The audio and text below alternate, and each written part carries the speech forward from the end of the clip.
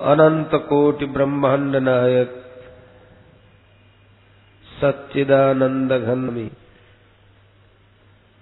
परम दयालु परम कृपालु परब्रह्म परमात्म स्वरूप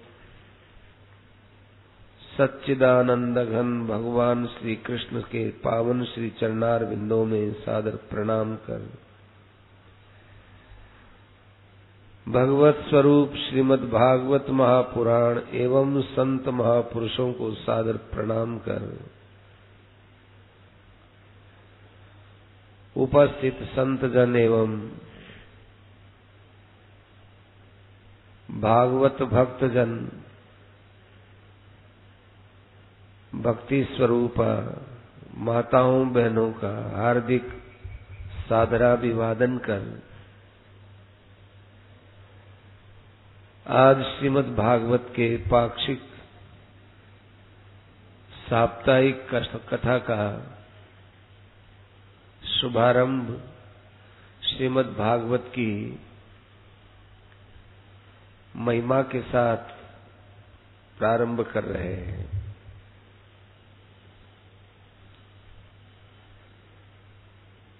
श्रीमद् भागवत के नाम से हम लोगों के सामने एक पुस्तक का स्वरूप सामने आता है, परंतु जब भागवत को आप सुनेंगे तो एक दूसरी चीज सामने आएगी। भागवत का अर्थ क्या होता है कि जो भगवान के साथ संबंध करे, चाहे वो व्यक्ति हो, चाहे वो देश हो, चाहे वो ग्रंथ हो, चाहे कोई भी हो। भगवतः इदं भागवतम भगवतः अयं भागवतः भगवतः इयं भागवती, अर्थात जो भगवान के साथ जुड़ता है वो भागवत होता है। उस दृष्टि से देखा जाए तो ये अखिल चराचरात्मक जगत भागवत ही है, परंतु इसको भागवत के रूप में जो देखना है वो असली भागवत है। इसी कारण से वेदव्यास जी महाराज ने श्रीमद् भागवत की रचना करी है। श्रीमद् भागवत का कब से प्रादुर्भाव हुआ, कहां से श्रीमद् भागवत का शुभारंभ हुआ, इसका कोई काल नहीं है। ये कालातीत परब्रह्म परमात्मा का कालातीत भाव है। भगवान का जन्म कब से हुआ ऐसा कोई कहे, अथवा भगवान के भक्तों का जन्म कब से हुआ ऐसा कोई कहे, तो फिर कहेंगे कि भागवत का भी जन्म कब से हुआ। कहने के लिए हम कह देते हैं कि भागवत की रचना तो वेदव्यास जी ने की है, तो जो वेदव्यास जी का काल है वही तो भागवत का काल होगा। कि नहीं, भागवत का वो काल नहीं है। वेदव्यास जी ने तो लिखा है, परंतु भागवत पूर्व सिद्ध है, भागवत अनादि है और भागवत अनंत है। भागवत भगवान के संकल्प का नाम है, भागवत भगवान के उपदेश का नाम है। ये उपदेश भगवान ने तभी दे दिया था ब्रह्मा जी को जब वे सृष्टि करने से पहले ब्रह्मा जी की रचना कर चुके थे। माने सृष्टि से पहले का भागवत है, ये आज का नहीं है, व्यास जी के युग का नहीं है, और न केवल ब्रह्मा जी के युग का ही है। ब्रह्मा जी का भी युग कितना विलक्षण होगा, इस समय ब्रह्मा जी का 51वां वर्ष चल रहा है और ये वाराह कल्प है। श्रीमद् भागवत को तो पाद्म कल्प में कह दिया गया था। पाद्म कल्प में भगवान ने भागवत कही है, लेकिन भगवान के मन में ये कब आया होगा इसका कौन अंदाज लगा सकता है। ये श्रीमद् भागवत बड़ा विचित्र है। और इसमें सुखदेव जी महाराज का जो भागवत के रूप में व्याख्यान हुआ है, यह भी एक बहुत अलौकिक चीज है। हमारे सुखदेव जी महाराज वास्तव में एक तोता ही थे, और वे ऐसे तोता थे कि वो कभी राधा जी के पास आ गए। ये सुखदेव जी महाराज राधा कृपा प्राप्त थे। भगवान या भगवती, भगवान की अनादि शक्ति कब कैसे किस पर कैसे कृपा करती है इसका कोई हेतु नहीं है, इसीलिए वो अहेतु की कृपा मानी जाती है। भगवान क्यों कृपा करते हैं इसका कोई उत्तर नहीं है। कहते हैं भगवान का स्वभाव है इसलिए कृपा करते हैं, तो फिर भगवान का स्वभाव है सुखदेव जी पर ही क्यों की, इसका जवाब नहीं है। कृपा है। सुखदेव जी महाराज को जब वे तोता रूप में थे तब उनको राधा की कृपा मिल गई, और उस राधा जी ने उस छोटे से सुख शावक को बहुत प्यार से अपने सुंदर सोने के पिंजरे में पाला पोसा, और उसको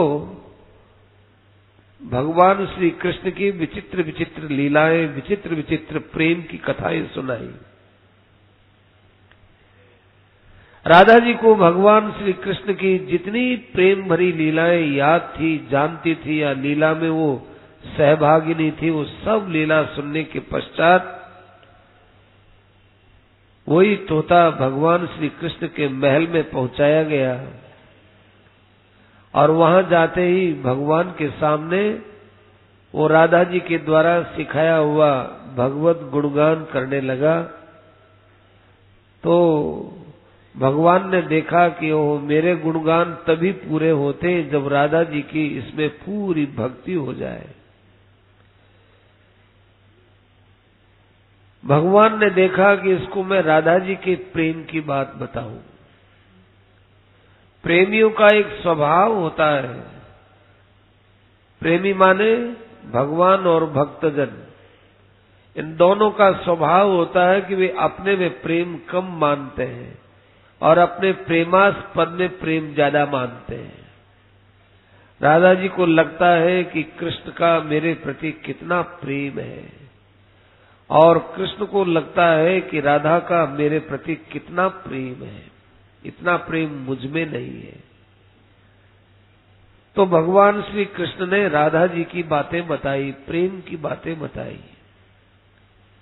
अब वो तोता जब भगवान श्री कृष्ण के पास जाए और राधा जी की बात सुनाए तो भगवान सुनते सुनते मुग्ध हो जाए, और भगवान की बात सुनकर के जब वो राधा जी को सुनाए तो राधा जी सुनते सुनते मुग्ध हो जाए। दोनों के पास जाता रहता था और राधा कृष्ण का जाप करता हुआ दोनों से ही उसने बहुत प्रेम की बातें सुनी। वो आत्मविभोर हो गया। वो तोता एक नए प्रेम के राज्य में डूब गया। अब उसे ऐसा लगा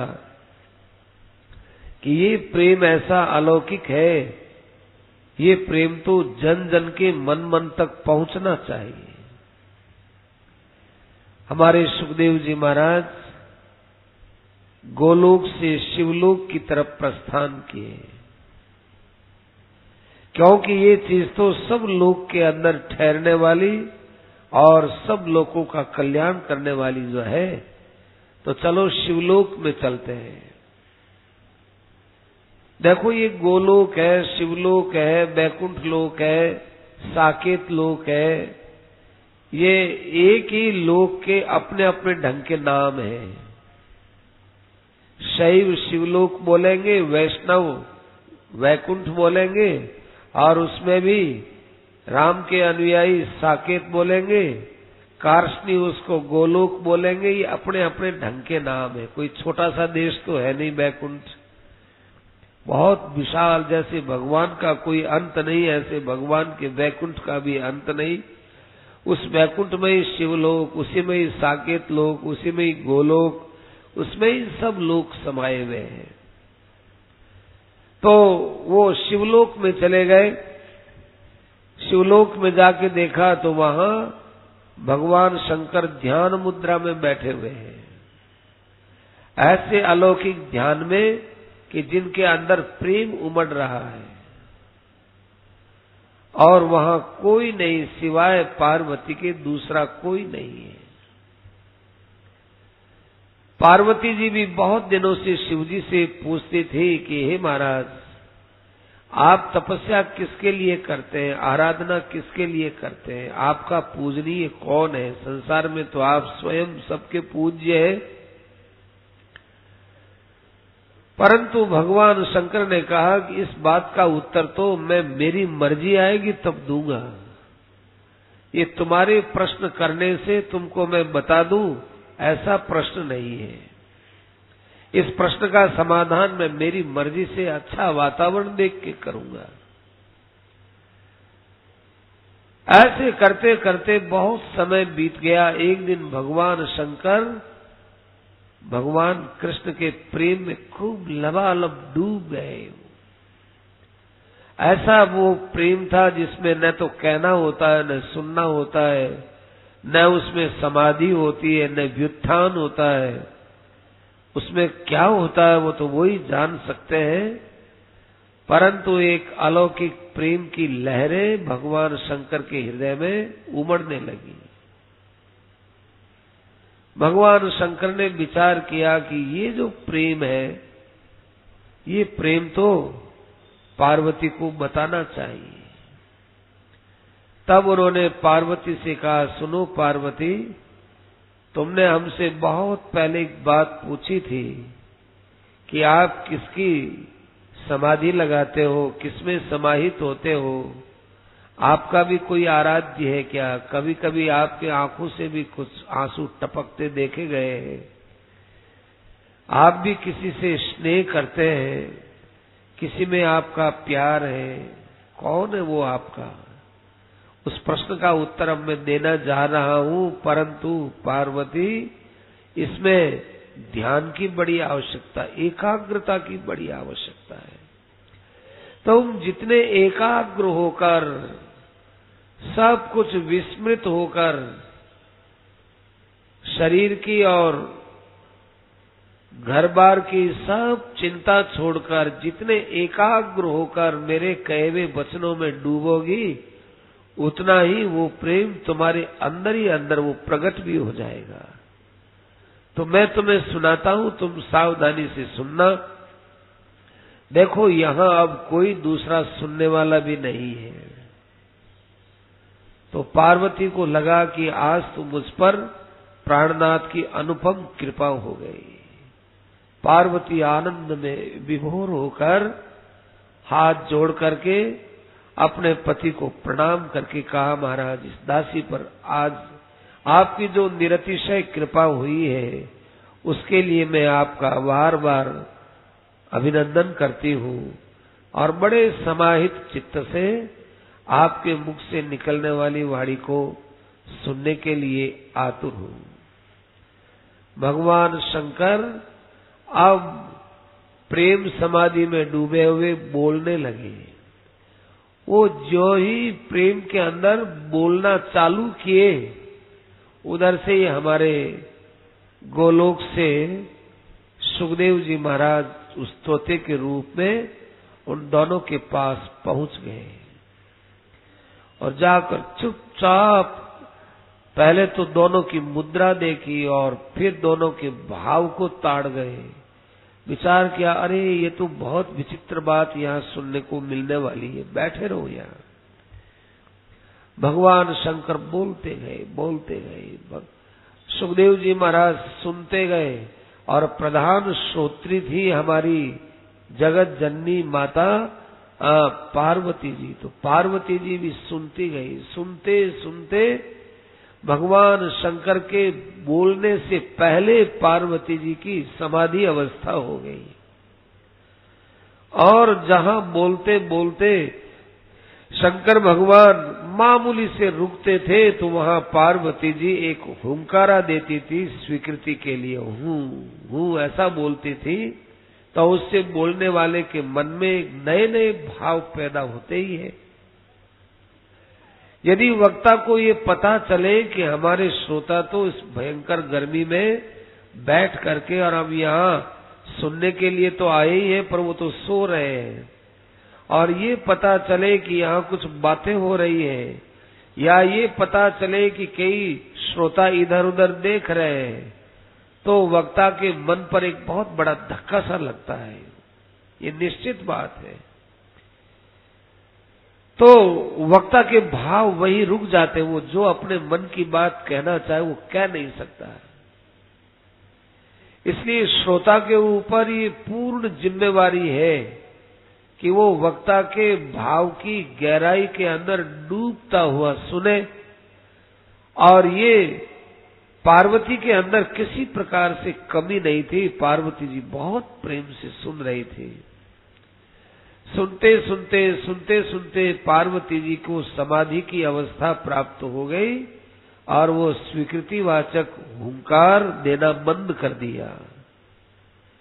उसके बंद होते ही भगवान शंकर को तो ये भान ही नहीं रहा कि कोई हुंकार हो रहा है कि नहीं हो रहा है, कौन दे रहा है।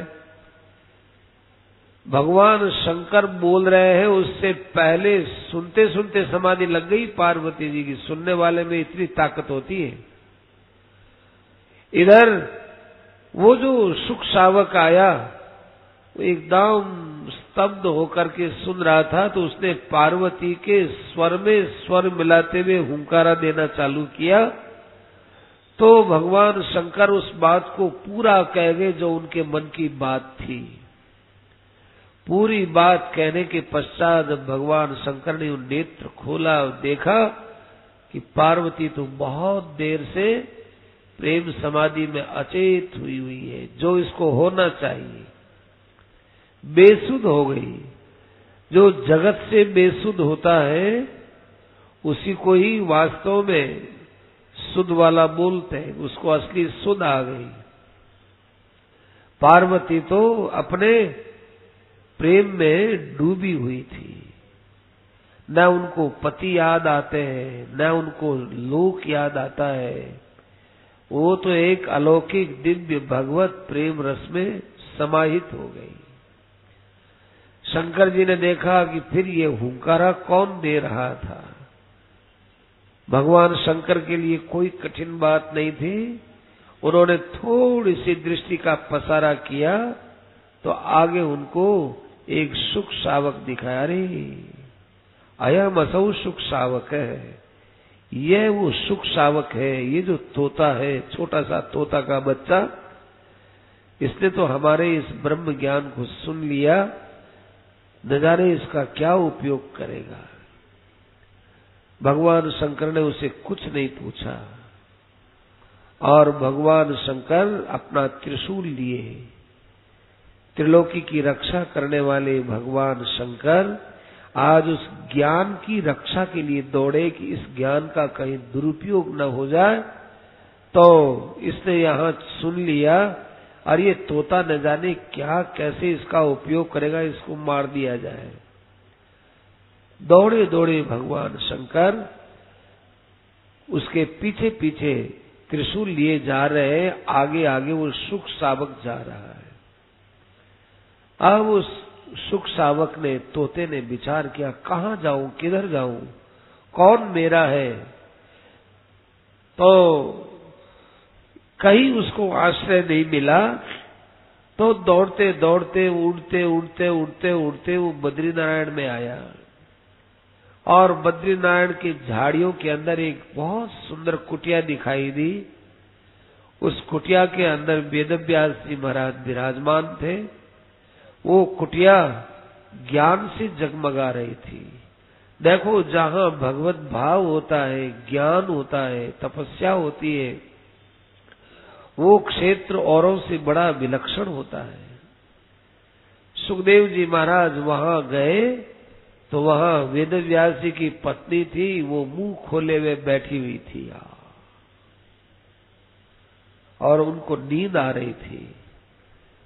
देखा कि अब सबसे बड़ा आश्रय यही है, इसके अलावा कोई आश्रय नहीं है। सुखदेव जी महाराज उसके मुंह में चले गए और मुंह में जाकर के पेट में बैठ गए। इतने में ही भगवान शंकर आ गए। शंकर भगवान के सामने समस्या खड़ी हो गई कि अब मैं उसको कैसे मारूं। एक तो ये स्त्री है, एक ये ब्राह्मणी है, और सबसे बड़ी बात ये वेदव्यास जी महाराज की अर्धांगिनी है। अब इन पर त्रिशूल कैसे चलाऊं? मेरा त्रिशूल तो आताइयों पर चलता है, मेरा त्रिशूल पापियों पर चलता है, मेरा त्रिशूल स्त्रियों की रक्षा के लिए, धर्म की रक्षा के लिए चलता है। वो मेरा त्रिशूल आज वेदव्यास जी की कुटिया में चलेगा, एक ब्राह्मणी के ऊपर चलेगा। उनका त्रिशूल रुक गया। भगवान शंकर स्तब्ध हो गए और बहुत बड़ी परेशानी में पड़ गए। इतने में ही वहां भगवान श्री कृष्ण प्रकट हो गए। वो भी चाहते थे कि हमारा सुख सावक कहाँ चला गया हमको छोड़कर, जो हमको राधा जी की बात सुनाता था। राधा जी भी याद करती रही कि वो सुख सावक कहाँ चला गया जो हमको कृष्ण की लीला सुनाता था। भगवान श्री कृष्ण ने देखा कि वो तो वेदव्यास जी की पत्नी के पेट में विराजमान है, तो बहुत संतोष हुआ उनको।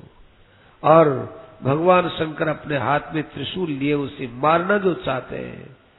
तो भगवान श्री कृष्ण आए और भगवान शंकर से कहने लगे, ओ आशुतोष प्रभु, बड़ा स्वागत है आपका, कैसे पधारे। भगवान शंकर ने कहा, ओ मेरे आराध्य कृष्ण, आप कैसे पधारे। अब देखो, दोनों को ही फल मिल रहा है। भगवान शंकर को तो इस बात का फल मिला कि उन्होंने भगवान की कथा सुनाई थी पार्वती को, और भगवान कृष्ण है, वे आए अपना कथा सुनने का फल देने के लिए हमारे सुख सावक सुखदेव जी के पास। सबको फल मिल गया। भगवान किसी को रीता नहीं रखते हैं, अपनी तरफ चलने वाले में किसी को भी रीता नहीं रखते हैं। भगवान शंकर से कहा कि महाराज, अपने त्रिशूल को आप कृपा के लपेटे में ले लीजिए, आप इससे सुख सावक का वध करने का विचार छोड़ दीजिए। इस सुख सावक की जिम्मेवारी मेरी है, ये आपके द्वारा दिए हुए ज्ञान का बहुत बड़ा आदर करेगा और इसी ज्ञान को वो संसार के कल्याण के लिए उपयोग करेगा। बोलिए, आप क्या चाहते हैं? कि यही मैं चाहता हूँ। भगवान कृष्ण ने कहा कि ये मैंने आपको वचन दिया, ये सारी जिम्मेवारी मैं लेता हूँ। तो भाई, उस समय भगवान शंकर ने बहुत प्रसन्नता से कृष्ण भगवान का अभिवादन किया और अपने स्थान पर आ गए। और भगवान श्री कृष्ण भी वहां से चले गए। वे ही सुख सावक, वो ही तोता सुखदेव जी के रूप में प्रकट हुआ था। उनकी ये वाणी वेदव्यास जी महाराज ने संकलित की है। और क्या बताएं आपको, बड़ा अचंभा होगा कि उनकी वाणी उन्होंने संकलित की और फिर उन्हीं सुखदेव जी ने इसको पढ़ा है। सुखदेव जी भागवत के वक्ता भी हैं और भागवत के श्रोता भी है, इसको पढ़ने वाले भी हैं। ये बात क्या है? तो भाई, इस बात को आप लोग युक्तियों से या किसी और पहलुओं से नहीं समझ पाएंगे। जब इस कथा के अंदर आप प्रवेश करेंगे तब आपको पता चलेगा कि भागवत के वक्ता की न कोई कीमत है और न कोई श्रोता की कीमत है। वक्ता और श्रोता के बीच में जो भागवत है केवल उसी की कीमत है। कीमत भागवत की है, वक्ता की या श्रोता की नहीं। ऐसा ये भागवत है। उस भागवत की महिमा में स्कंद पुराण में जो ये 6 अध्याय आए पद्म पुराण में 6 अध्याय, उन 6 अध्यायों में बड़ी विचित्र महिमा और सत्य सत्य महिमा लिखी हुई है।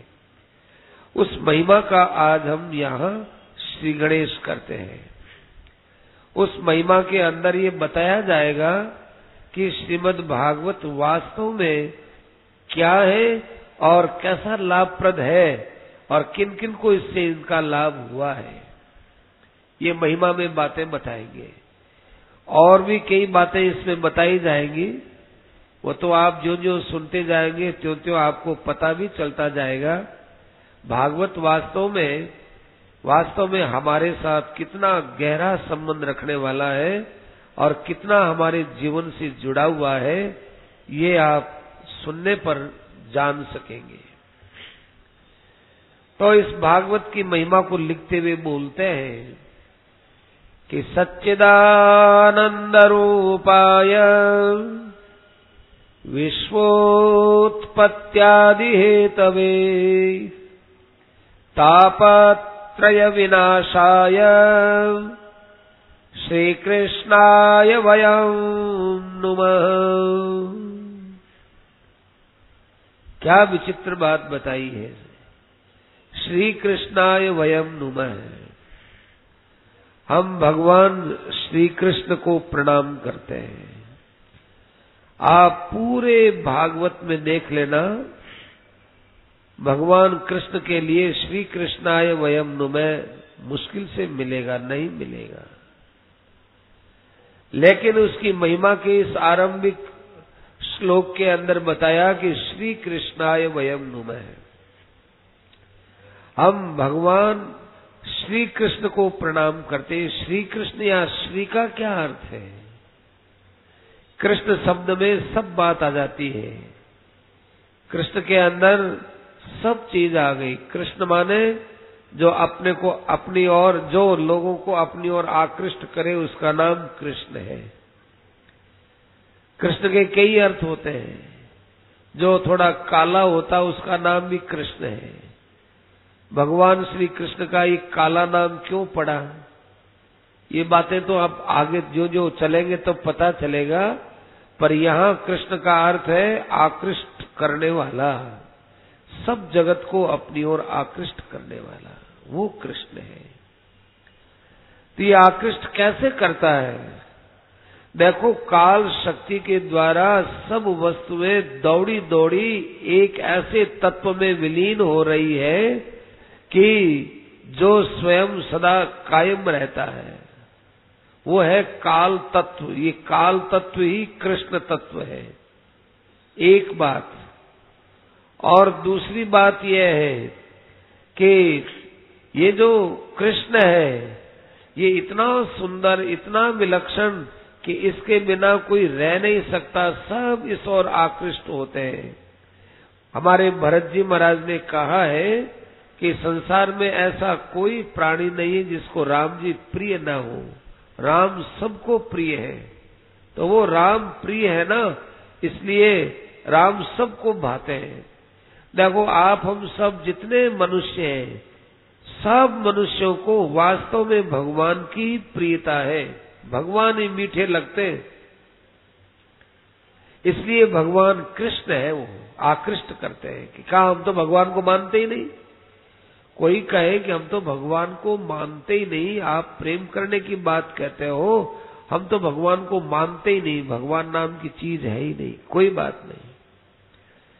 जो भगवान को नहीं मानता वो कोई जो है कोई विशेष उसके लिए खतरे की बात नहीं है। भगवान को नहीं मानता तो नहीं मानता, पर उसको एक बात पूछते हैं कि तुम जो है मरना चाहते हो कि जीना चाहते हो? इतनी बात बता दो। क्या तुमको मृत्यु पसंद है कि मृत्यु तो पसंद नहीं है? तो जीना चाहते हो ना कि जीना चाहते हैं? तो जीना चाहते हो, ये जीने का अर्थ ही भगवान है। कि जीने का अर्थ भगवान कैसे?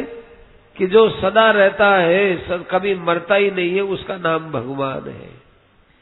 आपको भगवान के नाम से चिढ़ हो सकती है, लेकिन भगवत तत्व से आप कभी भी विमुख हो नहीं सकते, कोई नहीं हो सकता।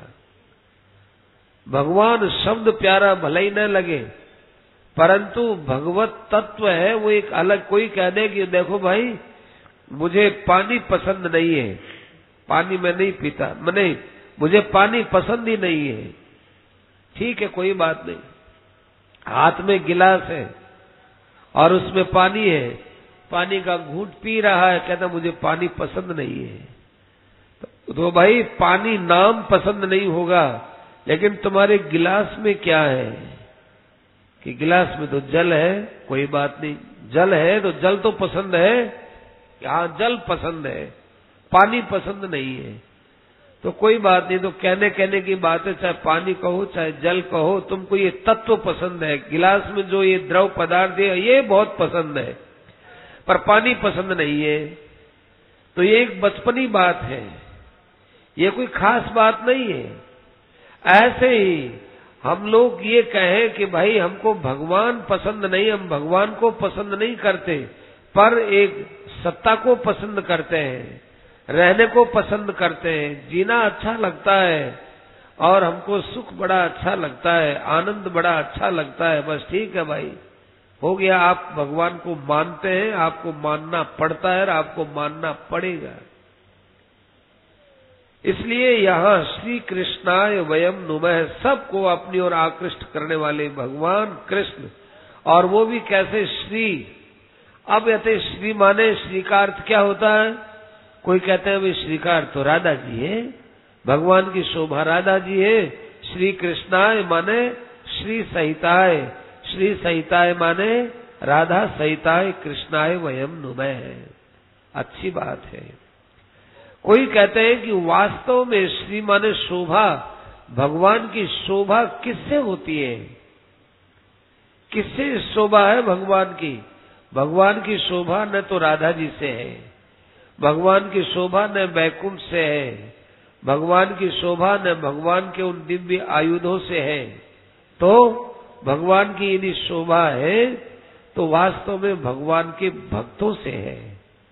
तो श्री कृष्णाय अर्थात भक्तों का जो स्वामी है, भक्तों के बीच में बैठकर जिसकी शोभा निराली होती है, ऐसे भगवान श्री कृष्ण को हम नमस्कार करते हैं, अर्थात कृष्ण को और कृष्ण के सब भक्तों को हम प्रणाम करते हैं। कहते हैं कैसे आपके कृष्ण है? कैसे कि सच्चिदानंद रूपाय, पहला नाम दिया सत चित और आनंद रूप। सत उनका रूप, चित उनका रूप और आनंद उनका रूप। देखो सत चित और आनंद ये कहने के लिए तीन है, हो वास्तव में तीन नहीं है, ये तीनों का एक मिला हुआ रूप है। उस मिले हुए रूप में सत को अलग नहीं कर सकते और चित्त को अलग नहीं कर सकते, आनंद को अलग नहीं कर सकते। वो मिला हुआ रूप है, सत चित्त और आनंद तीनों मिला हुआ संपृक्त रूप। उस संपृक्त रूप में बताते हैं कि सत है माने सदा रहने वाला है, जिसका कभी नाश नहीं होता, और जो सबके नाश का आधार है। जितना परिवर्तन है जगत का परिवर्तन, ये परिवर्तन जिसके द्वारा होता है, परंतु जो स्वयं ज्यों का त्यों रहता है उसका नाम सत है। सत, उसका त्रिकाल में भी अभाव नहीं होता। और वो सत है, वो चित भी है, चित माने अपने को जानता भी है। ऐसा नहीं कि वो चित है, वो अपने को जानता न हो, जानता है इसलिए उसका नाम चित है। अब देखो, आप हम सभी खुद विचार कर सकते हैं कि हम जो अपने को एक होना मानते हैं कि हम हैं, तो हम जो है ना, वो हम हमारी सत्ता को मानते भी हैं, हमारी सत्ता को हम जानते भी हैं कि हम हैं। हम अपनी सत्ता में हैं भी और हम अपनी सत्ता को जानते भी हैं, और हमारे जानने में और हमारी सत्ता में कोई हमको कष्ट नहीं है, इसलिए आनंद भी है। सत में आनंद, चित में आनंद, आनंद में आनंद, आनंद में सत, आनंद में चित, और चित में आनंद, चित में सत, और सत में चित, और सत में आनंद, सब आपस में एक समान मिले हुए हैं। वही सच्चिदानंद रूप आए, सत चित आनंद रूप वाला ये स्वरूप भगवान कृष्ण का ही है। ये जो जगत है, ये जगत सच्चिदानंदमय है। कहते हैं जगत को यदि सच्चिदानंदमय मानेंगे तो जगत तो पैदा होता है और नष्ट होता है, तो ये सत कैसे हुआ? कहते हैं जगत है ना, इसका नाम और रूप ये पैदा होता है और नष्ट होता है, पर इसका असली रूप नष्ट नहीं होता। इसका असली जो स्वरूप है ना, वो कभी नष्ट नहीं होता। जैसे वृक्ष है, उस वृक्ष का जो बीज है, वो बीज से ही वृक्ष पैदा होता है और अंत में वो बीज ही देता है। तो एक छोटे से बीज के अंदर सारा का सारा हजारों मीलों का जंगल समाया हुआ है एक बीज के अंदर। बट का बीज होता है छोटा सा, उसके अंदर कितने कितने बट वृक्ष समाये हुए हैं, कोई इसका अंदाज नहीं है। उसी में ही पत्ते हैं, उसी में ही तने हैं। दिखने में क्या छोटा सा, कि इसमें कहाँ पेड़ है भाई? कि भाई आपके देखने का तरीका गलत है। बीज को देख करके हम लोग बीज के कार्य को अभी न देखें, इस बीज के सामर्थ्य को देखें। सामर्थ्य को, इस बीज का सामर्थ्य कैसा है, कितना सामर्थ्य है। इस बीज का सामर्थ्य है, एक नीम का बीज, निमोली, वो बहुत बड़े जंगल को, नीम के जंगल को पैदा कर सके, इतनी क्षमता है। ऐसे ये संसार का जो मूल बीज है परमात्मा, वो सच्चिदानंद रूपा है। कहते हैं कि अच्छा, यदि सच्चिदानंद रूप ही उसका है, तब तो फिर ये संसार बनाना तो व्यर्थ हो गया। हमें इस संसार से क्या मतलब? कि विश्वोत्पत्त्यादि हेतवे, वो परब्रह्म परमात्मा ही अपने संकल्प से विश्व को पैदा करता है, विश्व को कायम रखता है और अंत में विश्व को अपने में समेट लेता है। ये तीनों काम वो खुद करता है, उसका ये मूल कारण है ये परमात्मा। जगत की उत्पत्ति का कारण, जगत की स्थिति का कारण और जगत के लय का कारण। उत्पत्ति, स्थिति और प्रलय ये भगवान के यहाँ जगत के विषय में होते ही रहते हैं। उनके लिए बड़ी बात नहीं। जैसे हमारे अंदर कोई विचार पैदा हुआ और फिर उस विचार में हम खोए खोए से रहे और फिर वो विचार गायब भी हो गया, तो जैसे हमारे अंदर एक विचार पैदा होता, ऐसे ही भगवान के अंदर ये सृष्टि पैदा हो गई। गीता में इसको विसर्ग कहा। विसर्ग, विसर्ग कर्म संगीत है। इसको सर्ग भी बोलते हैं और विसर्ग भी बोलते हैं। सर्ग कहो, विसर्ग कहो। ये विसर्ग माने त्याग। भगवान का जब संकल्प होता है, वो संकल्प भगवान से पैदा होता है, तो वो भगवान से थोड़ा अलग हुआ ही, भगवान में ही हुआ पर भगवान से अलग हुआ। जैसे पानी के अंदर बुदबुदा उठा यूं, तो बुदबुदा पानी में ही उठा, उठते हुए भी वो बुदबुदा एक तरह से और रूप में आ गया। ऐसे ही भगवान का संकल्प जो बना सृष्टि का, वही सृष्टि बन गई। तो ये नाम और रूप उसका थोड़ा सा बदल गया है, वो भगवान ही। जैसे बुदबुदा है, वो पानी के अलावा कुछ नहीं है, वो पानी ही है। पानी के साथ हवा का एक दूसरा रूप बन जाने से वो गोल गोल सा बुदबुदा दिखने लग गया। पानी के बिना थोड़ा ही ठहरता है, पानी से ही पैदा होता है और पानी के अंदर ही फूट जाने से पानी में ही लीन होता है वो। जैसे बुदबुदा पानी में, पानी का रूप पानी वाला ही, ऐसे ये सृष्टि भी एक बुदबुदा मात्र है, भगवान के अंदर से पैदा हुई, भगवान का स्वरूप है और ये भगवान में लीन हो जाने वाली है। तो सच्चिदानंद रूपाय विश्वोत्पत्त्यादि हेतवे, दो बात बताई। अब कहे कि भाई हमको भगवान से क्या लेना देना, भगवान विश्व के उत्पत्ति के कारण है तो अच्छी बात, भगवान संसार को अपने में समेट लेते हैं, अच्छी बात, वो सत है तो अच्छी बात, चित है तो अच्छी बात, और आनंद रूप है तो अच्छी बात। हमारा और भगवान का क्या मेल है, कैसे क्या संबंध है, हमारे लिए भगवान क्या काम आते हैं? तो कहा कि तापत्रय विनाशाय, ये खास बात बताई है। भगवान त्रिविध ताप का संताप करने वाले हैं, संताप को दूर करने वाले हैं, त्रिविध संतापों को दूर करने वाले हैं भगवान। तापत्रय विनाशाय, देखो भगवान की ये दयालुता बता रहे हैं। हमारे लिए भगवान का क्या संबंध है कि हमने कोई भगवान का सृष्टि में अपराध कर लिया, हमने कोई पाप कर लिया, तो पाप का फल ही तो ताप होता है। पाप करते हैं तो उसके फल से हमको संताप होता है। तो अब संताप हो गया हमको, तो कहते हैं पाप कर लेवे लेकिन संताप न होवे, ऐसी तो हर आदमी बात चाहेगा ही ना कि गलती हो जाए, हो गई गलती लेकिन उसका फल न मिले, फल न मिले, गलती हो गई और हमको फल न मिले। कि हाँ ऐसी एक जगह है क्या कि भगवान की शरण में आ जाओ। तो वे भगवान हमारे कहाँ काम आते हैं कि हम भगवान के इस सृष्टि में जब से आए तब से हमने अनेक अनेक पाप के पुंज बना लिए। अब उन पाप राशि की समाप्ति के लिए हमको किसी की दया की जरूरत है, कृपा की जरूरत है, और कोई उपाय नहीं है।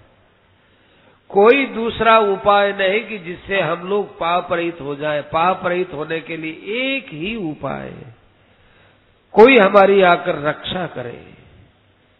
जैसे वो गजेंद्र था, वो फंस गया पानी के अंदर ग्राह के फंदे में, तो यह कष्टनेशु बलिनोन तकोरगात प्रचंड वेगा दविधावतु भृशम, माने यह कष्टनेश, अरे वो कोई ईश्वर जो जगत का ईश्वर हो आवे और मुझे बचाए। उसने कोई नाम नहीं लिया भगवान का, कोई नाम नहीं जानता था बेचारा, किसका नाम लेवे वो, यह कष्टनेश, वो कोई ईश्वर। ऐसे ही हमारे अत्रि ऋषि थे, अनुसुईया के साथ तपस्या कर रहे थे। वो कहे हे जगत के मालिक, हे जगत के मालिक। तो 3 जने आ गए, ब्रह्मा विष्णु महेश। बोलो जी क्या बात है? तो आप 3 क्यों आए? कि तुमने जगत का ईश्वर क्यों कहा? भाई एक ईश्वर ही पुकारते तो आजे, तुम जगत के ईश्वर, जगत को साथ में जोड़ दिया, तो जगत के साथ संबंध होती तो हम तीनों आएंगे। ऐसे ही तापत्रय विनाशाय, अरे हमने पाप कर लिया, गलती कर ली, कुछ भी कर लिया, लेकिन हमको कोई ऐसा आश्रय जरूर चाहिए कि भाई कर लिया सो कर लिया, कोई बात नहीं, हो गया सो हो गया, तुम चिंता मत करो। बच्चा है वो गली में जाकर कोई गलती कर आया और दौड़ा दौड़ा माँ के पास है, माँ माँ माँ मेरे से तो ये गलती हो गई, अब जो है तुम मुझे बचाओ। माँ की चिंता मत कर, कोई आएगा मैं बात कर लूंगा।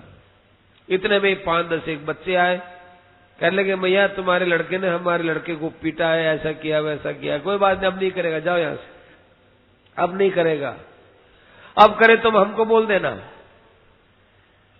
तो मैया आगे खड़ी हो जाती है, बच्चे के सामने मैया खड़ी हो जाती है, और वो बच्चा यदि माँ के पास नहीं जाए तो उस गली के अंदर ही लड़ता झगड़ता रहेगा, पीटेगा पीटेगा पीटेगा पीटेगा, या तो पीटेगा या पिटेगा, और कई लोग खुद पीट देंगे उसको। लेकिन माँ की गोद में आ गया तो मान के कोई बात नहीं। ऐसे तापत्रय विनाशा है, कैसे दयालु है वो प्रभु कि जो हमारे किए हुए पाप का जो फल ताप है, उस पाप तो कर लिया लेकिन ताप को मिटा दिया। भगवान की शरण में नहीं जाते हैं तो ये बात तो सदा ही याद रखनी पड़ेगी कि अवश्य में वो भोक्तव्यम, हमको हमारे पाप का फल भोगना ही पड़ेगा। पर कब तक ये नियम है, ये भगवान की तरफ नहीं चलते हैं, भगवान की शरण नहीं होते तभी तक है। भगवान की शरण में जाने के बाद फिर ये लागू नहीं होता कि हमको हमारा कर्म फल भोगना ही पड़ेगा। तो भगवान के साथ हमारा क्या संबंध कि इतने दयालु है भगवान। तापत्रय विनाशाय, देखो यदि तापत्रय विनाशाय न कहा जाए तो वास्तव में हम भगवान को क्यों पुकारेंगे, क्यों याद करेंगे? क्योंकि वो अशरण शरण है, अनाथ नाथ है, दीननाथ है, जगत नाथ है। वो करुणा सागर है, करुणा वरुणालय है। ओ भगवान बहुत कृपा करने वाले, तभी तो भगवान की जरूरत है। जीवन में ऐसा कोई व्यक्ति नहीं मिलेगा कि जिसको किसी न किसी की कृपा की जरूरत न होती हो। यहां संसार में कोई प्राणी ऐसा नहीं कि जो किसी न किसी की कृपा को लिए बिना ही अपने आप अपनी शक्ति से कोई काम कर सकता हो, कोई प्राणी नहीं मिलेगा। मिथ्या अहंकार कर लेते हैं कि हमें किसी की जरूरत नहीं, हमें क्या मतलब, हमारा कौन है, क्या है। ये अहंकार की भाषा नहीं है, सच्चाई की भाषा आनी चाहिए कि हर आदमी को किसी न किसी का सहारा, किसी न किसी का शरण, किसी न किसी की कृपा दृष्टि ये जरूर चाहिए। तो जब किसी न किसी की कृपा लेनी ही है तो भाई जो भी कोई हमको कृपा मिलेगी वो घूम फिर करके भगवान से ही मिलेगी। तो सीधा ही भगवान से क्यों नहीं ले ले, सीधा फिर भगवान से ही कृपा मांगे। दिल्ली का बादशाह था, वो घूमते घूमते चला गया जंगल में और उसको भूख लगी आई, प्यास भी लगी आई, गर्मी का समय था। तो एक खेत के अंदर गया, कुटिया थी, बढ़िया नीम का पेड़, और वहां पर उसका जो है एक अरहट चल रहा था। अरहट कोई जो है अरहट चलते ही थे पुराने जमाने में। वो वहां पर पहुंचा, अपने घोड़े पर बैठा हुआ। वो था एक कोई किसान। किसान ने देखा कोई आए, आओ साहब बैठो। तो नीम की तो ठंडी ठंडी छाया उस पर, उन्होंने अपनी खाटिया भी था, दिखलाओ बैठ जाओ। बैठ गए और किसान ने पूछा, क्यों जी बताऊ जी आप कहां से आए? उसको क्या पता है दिल्ली का बादशाह है, कहां से आए? बोलिए मैं आपकी क्या सेवा करूं? भूखे हो तो आप भोजन कर लो, प्यासे हो तो आप जल पी लो, और भूखे और प्यासे दोनों ही हो तो आराम से आप मट्ठा छाछ पी लो, फिर थोड़ी देर विश्राम करके भोजन कर लो। तो उसने कहा कि भाई मैं बहुत देर का भूखा भी हूं और प्यासा भी हूं और गर्मी में मैं तड़प भी रहा हूं, कि आप आराम करो। पहले आराम करके उसको खूब अच्छे ढंग से पहले मट्ठा, ठंडा ठंडा मट्ठा पिलाया और उसके बाद में भोजन कराया। भोजन करने के बाद उसने उस जो है अरहट चलता ही था, ठंडा बढ़िया मीठा जलता जल पिया। उसकी आंख लगी, सो गया। वो घंटे 2 घंटे आराम से सोने के बाद वो जाने लगा, बस आप चले जाओ। उसने कहा कि अरे तूने मुझसे ये नहीं पूछा कि मैं कौन हूं, कि मुझे इससे क्या मतलब, आप कौन है? अरे तुझे मालूम नहीं है, मैं तुझे बताऊं कि मैं दिल्ली का बादशाह हूं। अच्छा आप दिल्ली के बादशाह हैं? ओहो अच्छा अच्छा अच्छा, हमारी सेवा में तो साहब कोई त्रुटि रह जाए तो आप ध्यान मत देना, हमारे पास जो सामग्री थी वो नहीं, कोई बात नहीं। मैं तुमको एक बात बताता हूं कि तुम जो है भगवान न करे कभी, पर तुम्हारे पर कोई आफत आए, किसी प्रकार की तुमको जरूरत हो, कोई भी बात हो ना, तो देखो हम तुमको ये लिख देते हैं, एक ठीकरी ले आओ। ठीकरी दे तुम हमारे दिल्ली में दरबार में आ जाना, वहां पर तुमको पहरेदार रोके तो ये ठीकरी तुमको लिख के देता हूं, नीचे दस्तखत किया हुआ, ये सामने दिखा देना, तुमको कोई नहीं रोकेगा। ठीक है। अब एक ठीकरी ली, उस पर लिखा हुआ था कि ये मेरा खास अपना आदमी है, कोई इसको भीतर प्रवेश करते हुए न रोके। नीचे बादशाह ने अपने दस्तखत कर दिए। उसने वो ठीकरी लेकर के अपने झोपड़े के अंदर कहीं रख दिया। भूल गया वो, और वो अपने चला गया, वो किसान भी अपने रहने लगा। उसी साल अकाल पड़ा, चारों तरफ हाई त्राही मची। अकाल पड़ा तो उसके भी भाई बड़ा भारी नुकसान हुआ। उसने देखा कि अपने यहाँ वो बादशाह आए थे, बादशाह अब आज काम नहीं आएंगे तो कब काम आएंगे। तो कि बादशाह के पास जावेर कहे कि जी हम लोग तो हाई त्राही में फंसे हुए हैं, हमारी कोई न कोई आप व्यवस्था करवाओ, न तो जल की जो है हमें पूर्ति मिल रही है, न हमको जो है पशुओं के लिए घास मिल रहा है, न हमको अन्न मिल रहा है, चलो चलते हैं। मन में ही सोच लिया और वो ठीकरी लेकर के रवाना हुआ। और वो ठीकरी से लिखा हुआ आज्ञा पत्र था वो, एक तरह से वो दरवाजे पर गया तो वहां पहरेदार खड़े थे। कौन हो तुम? तो साहब हम तो देख लो हमारे ये। अच्छा अच्छा, आओ आओ जाओ। ऐसे करते करते वो बादशाह के अंदर के कमरे तक पहुंच गया। और उस समय बादशाह की नमाज का समय हो रहा था। अब उस बेचारे किसान को क्या पता कि नमाज क्या होती है।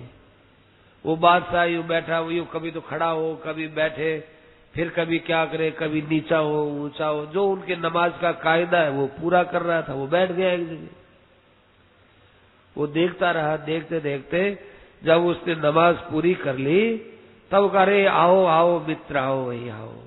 बहुत प्रेम से उसने बात की। तो उसने किसान ने पूछा कि जी आप अभी ये ऊंचे नीचे क्या हो रहे थे? कभी खड़े होते थे, कभी बैठते थे, कभी खड़े, ये क्या था आपके? कहने लगे देखो तुम लोग जिस प्रकार भगवान की पूजा करते हो ना, ऐसे हम मुसलमान लोग नमाज पढ़ा करते हैं। तो हमारा जैसा कायदा होता है उस कायदे के अनुसार कुछ देर खड़ा रहना पड़ता है, कुछ देर बैठे रहना पड़ता है, और हमको हमारी नियत खुदा के अंदर लगानी पड़ती है। ऐसे हम दिन में 5 बार नमाज पढ़ते थे। नमाज का समय था तो अपना समय होते ही मैं नमाज में बैठ गया। तो ये नमाज पढ़ रहा था, मैं भगवान को याद कर रहा था। अच्छा अच्छा, भगवान को याद कर रहे थे? भगवान को क्यों याद कर रहे थे? अब भगवान को ही तो याद करना चाहिए भाई, और तो कौन? आज जो कुछ है सब भगवान का ही तो दिया हुआ है। भगवान का दिया हुआ है तो तुम भगवान से क्या मांग रहे थे? ये मांग रहा था कि मेरी प्रजा को सुख मिले, मेरी प्रजा को आराम मिले, कोई कष्ट न मिले, भगवान से मांग रहा था। ठीक है, इतना सुनते ही वो किसान मुंह मोड़ के रवाना होने लगा। बादशाह ने बोला अरे जा क्यों रहा है, जा क्यों रहा है भाई? तो किसी काम से आया था ना? तो कहा कि भाई अरे बादशाह, मैंने तो सोचा कि दिल्ली का बादशाह होता है वो तो बहुत बड़ा देने वाला होता है। अरे तू ही किसी से हाथ पसारता है तो उसके सामने तो फिर हम भी हाथ पसार लेंगे, फिर तेरे पास हाथ पसारने से क्या होगा? वहां से रवाना हो गया वो। तो भाई हमको किसी की भी कृपा मिलती है घूम फिर करके, भगवान की कृपा मिलती है तो सीधा हम भगवान की कृपा क्यों नहीं ले लें? तो तापत्रय विनाशाय, इस युक्ति के द्वारा तो प्रत्येक मनुष्य को भगवान की बहुत ही ज्यादा जरूरत प्रतीत होती है। ऐसे सबके परम आश्रय, परम दाता, सबके संताप को दूर करने वाले भगवान, उन भगवान को हम प्रणाम करते हैं। अब बताओ इसमें भगवान के 3 विशेषण बताएं। एक विशेषण में बताया कि सच्चिदानंद रूपाय, दूसरा विशेषण बताया कि विश्वोत्पत्त्यादि हेतवे, और तीसरा बताया तापत्रय विनाशाय। ये 3 विशेषण का अर्थ क्या हुआ कि भगवान की प्राप्ति के लिए 3 उपाय हैं। या तो ज्ञान योग है जो कि सच्चिदानंद रूपाय के माध्यम से चलता है, दूसरा कर्मयोग है कि विश्वोत्पत्त्यादि हेतवे, जिसमें विश्व में दिखाई देने वाली वस्तु और विश्व में दिखाई देने वाले मनुष्य, इन वस्तुओं से इन्हीं मनुष्यों की सेवा करके अपना कर्मयोग कर लिया जाए। और तीसरा है तापत्रय विनाशाय, उस ईश्वर की शरणागति प्राप्त करके भक्तियों के द्वारा कल्याण कर लिया जाए। 3 बड़े साधन, और 3 साधनों के द्वारा यहाँ पर भगवान के 3 विशेषण बताए, और भगवान को बारंबार प्रणाम करते हुए कहा श्री कृष्णाय वयम नुमः। देखो श्री कृष्णाय, श्री कृष्णाया हम नौमी, माने भगवान कृष्ण को मैं प्रणाम करता हूं, ऐसा हो सकता है, परंतु ये नहीं कहा श्री कृष्णाय वयम नुमः, हम सब नमस्कार करते हैं। देखो हमारे ऋषियों की कैसी उदार दृष्टि है, वो कितनी उदार, कितनी व्यापक, कितनी सरल, कितनी श्रेष्ठ और कितनी ऊंची दृष्टि है कि प्रणाम करते हैं खुद और लेते हैं आप, हम सबको साथ में लेते हैं, सबको साथ में लेके हम प्रणाम करते हैं। माने भगवान को प्रणाम करने का फल भी मुझको अकेले को न मिले, सारे संसार को मिले। तो भगवान से यही प्रार्थना की है उन्होंने कि वयम नुमः, हम सब आपको नमस्कार करते हैं और इस नमस्कार करने का फल मुझे अकेले को न मिले, सबको मिले। कितना व्यापक दृष्टिकोण है। आप लोग कभी कभी यज्ञ में बैठते होंगे, सुनते होंगे, तो वहां पर यही आता है कि इदम भगवते न मम, इदम इंद्राय न मम, इदम अग्नये न मम, इदम वरुणाय न मम। ये वस्तु इंद्र के लिए है, ये मेरी नहीं है, मेरे लिए नहीं है। ये अग्नये अग्नि के लिए है, मेरे लिए नहीं है। तुम न मम साथ में बोलते, न मम, मेरे लिए नहीं।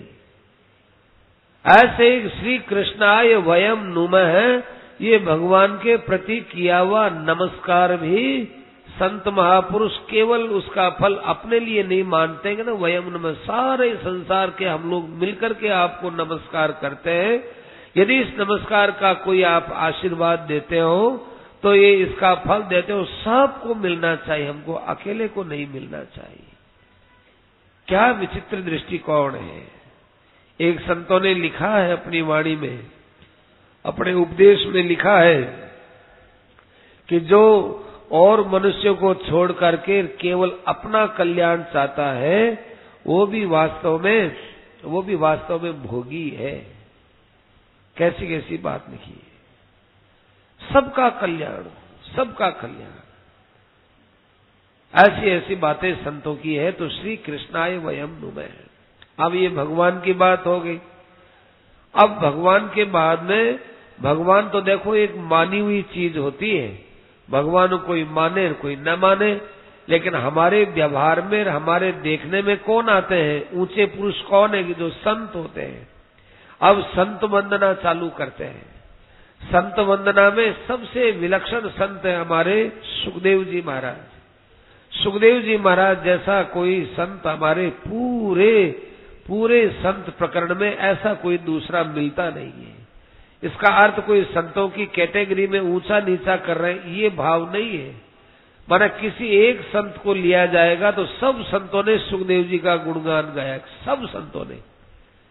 कोई ऐसा संत नहीं जिसने सुखदेव जी का गुणगान नहीं गाया हो। क्यों? वो एक जगत के अंदर ऐसे निराले संत थे कि जिनके मन में सिवाय जगत के कल्याण के अलावा और कुछ बात उनके मन में पैदा ही नहीं हुई, कुछ जानते ही नहीं हुए। उनका संकल्प भगवान के संकल्प के साथ एक हुआ था। तो कहते हैं यम प्रव्रजन्तम अनुपेतम अपेत कृत्यम द्वैपायनो विरह का तरया जुहाव पुत्रेति तन्मयतया तरवोभिनेदुस्तम सर्वभूत हृदयं मुनिमानतोस्मि। और संतों में और सुखदेव जी में सबसे बड़ा अंतर यह है कि और संत कुछ दिन अपने माँ बाप के गोद में खेले पले पोसे सब किया, पर हमारे सुखदेव जी महाराज तो ऐसे थे कि माँ के यहाँ जन्म लिए और रवाना हो गए, माँ की गोद में रहे ही नहीं, माँ का प्यार उन्होंने लिया ही नहीं, माँ के प्यार की उनको जरूरत भी नहीं थी, पिता के प्यार की जरूरत नहीं थी, वो चले ही गए, चलते ही गए। तो ये क्या है? ये परिव्राजक है। संतों को परिव्राजक बोलते हैं। परिव्राजक माने घुमक्कड़ महात्मा, घूमते इधर, जिनका कोई ठहराव नहीं होता, वो घुमक्कड़ होते हैं। हमारे सुखदेव जी कैसे हैं कि यम प्रव्रजंतम, यह भी एक बड़े विलक्षण परिव्राट है, परिव्राजक है, घुमक्कड़ महात्मा है। कहां से घूम रहे हैं? बैकुंठ से, गोलोक से। गोलोक से घूमते घूमते आए शिवलोक में, शिवलोक से घूम करके आए बद्रीनारायण में, बद्रीनारायण में माँ के जो है पेट में रहे और वहां से निकले तो फिर ये घूमते रहे, फिर उत्तराखंड में चले गए और वहां जाकर के रहे, फिर एक बार कथा करके जाने कहां चले, घूमते ही रहे, घूमते ही रहे। ये विलक्षण परिव्राजक। यम प्रव्रजंतम, एक तो ब्रजंतम है, ब्रजंतम माने ब्रजंत का अर्थ और प्रव्रजंत का अर्थ कोई विशेष फर्क नहीं है, पर विशेष फर्क है भी। माने भाव दृष्टि से देखें कि ऐसे वो परिव्राजक थे, ऐसे वो घुमक्कड़ थे कि कहीं ठहराव किया ही नहीं, कहीं उन्होंने ममता का क्षेत्र बनाया ही नहीं। ठहरने का अर्थ है ममता का क्षेत्र बनाना। घूमते तो सभी है, लेकिन घूम घाम करके अपने मन में एक ठहराव की जगह, तो वहां जाएंगे तो वहां हमारी जगह है, वहां हमारा आश्रम है, वहां हमारा घर है, वहां हमारे परिवार का सदस्य रहता है। कुछ न कुछ हमारे ममता के ठहराव है, लेकिन हमारे सुखदेव जी के यहाँ तो कोई ममता का ठहराव भी नहीं। यम प्रव्रजंतम। माता को आश्चर्य हुआ, पिता को आश्चर्य हुआ कि अभी इसकी जनेऊ ही नहीं हुई, अभी इसका नाम ही नहीं रखा गया, नामकरण संस्कार भी नहीं हुआ, संस्कार विहीन, हमारे संस्कार विहीन थे ये सुखदेव जी महाराज। संस्कार विहीन का अर्थ, संस्कार विहीन का अर्थ इनको संस्कार की कोई जरूरत नहीं थी। देखो गर्भाधान संस्कार होता है ना, उसके लिए सब 16 संस्कार होते हैं। 16 संस्कार गर्भाधान संस्कार से लेकर के अंत्येष्टि संस्कार तक हमारा हर जो है जीवन संस्कारों में रहता है। लेकिन सुखदेव जी महाराज के गर्भाधान संस्कार भी नहीं था। तो जब गर्भाधान संस्कार नहीं था, अर्थात सुखदेव जी महाराज कोई वेद व्यास जी के संकल्प से भी नहीं आए कि मेरे कोई बेटा होना चाहिए, और जैसे सामान्यतया जगत की उत्पत्ति होती है, ऐसे जो है स्त्री पुरुष के सहयोग से भी उनकी उत्पत्ति नहीं हुई थी। वह तो एक यदृच्छा से आ गए, भगवत इच्छा से आ गए। और आए भी कैसे? जैसे भगवान का अवतार होता है ना, ऐसे इनका अवतार हुआ सुखदेव जी का। वो सुखदेव जी महाराज मुंह में से चले गए, मुंह में से जाकर के शरीर में छिप गए, जैसा अभी बताया ही था। तो ये कोई इस सृष्टि के थोड़े ही सुखदेव जी महाराज हैं, कोई अलौकिक ही सृष्टि के थे, और थे भी। गोलोक से आए थे तब अलौकिक ही थे।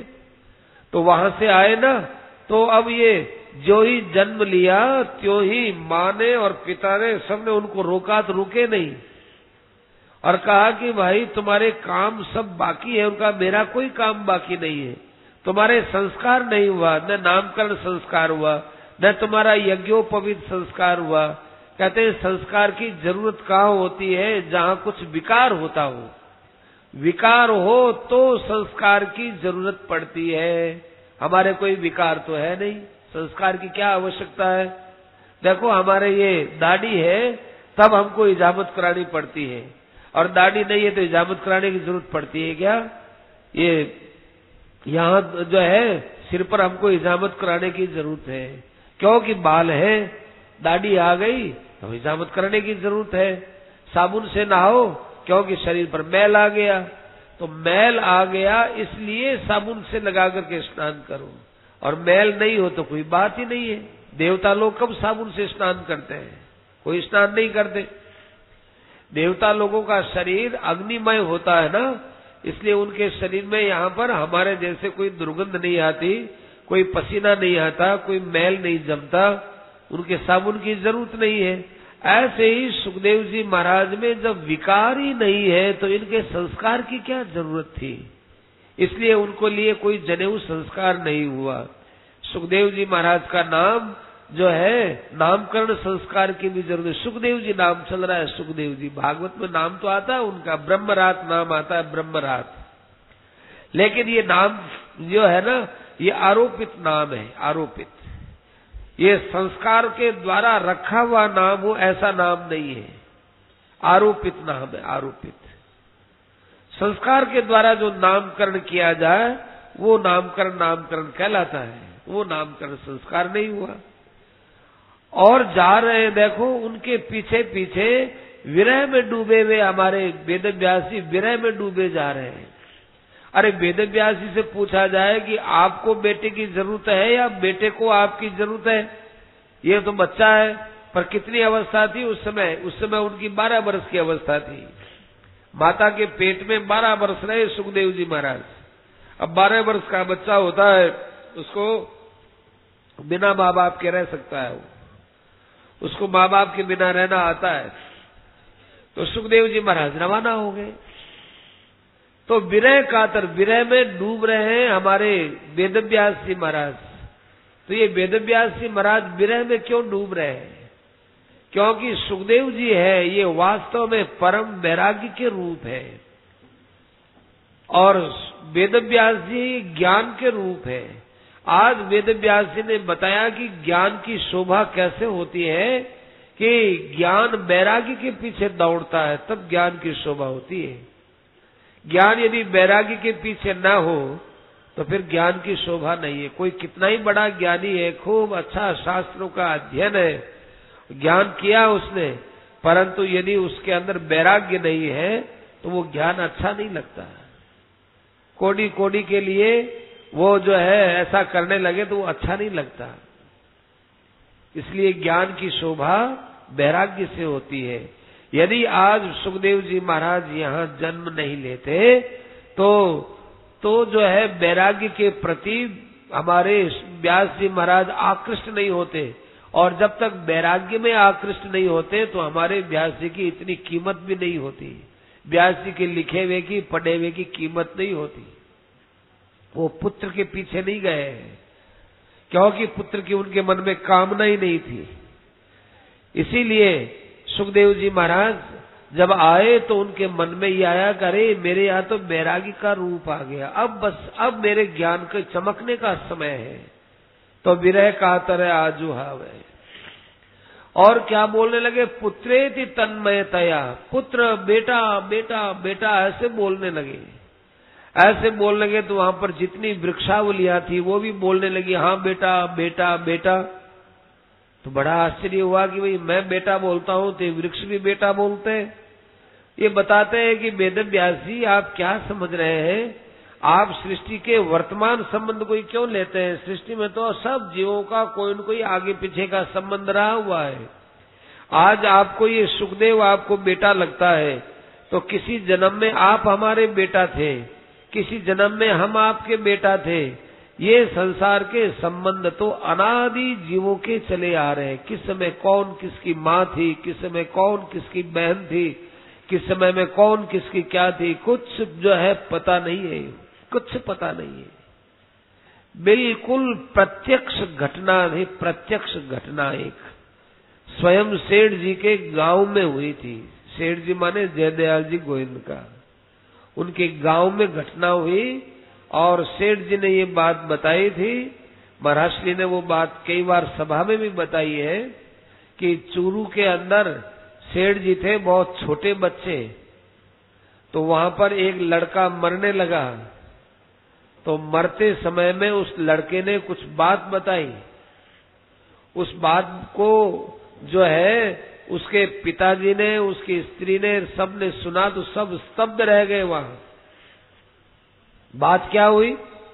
वो लड़का मरने लगा तो कहने लगा, सुनो, इस चूरू के अंदर पहले अमुक अमुक एक आदमी रहता था ना, कि हाँ एक आदमी रहता था, कि उसके ऊपर कितना कर्जा था, कि उस जमाने में 10,000 रुपया था, उस जमाने में।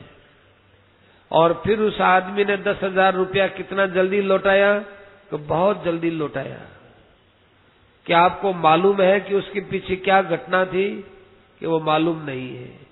बताया कि वो उस जमाने में वो आदमी था जिस आदमी ने वो कर्जा लिया था। वो पूरी घटना मुझे मालूम नहीं है, पर इतनी बताई कि भाई वो जो आदमी जिसने 10,000 रुपया वो मेरे से ही लूट करके लिया था, और उस लूट के अंदर भागीदारनी थी ये मेरी जो स्त्री है, वो भड़मूजे का काम करती थी, ये उसमें सहभागिनी थी।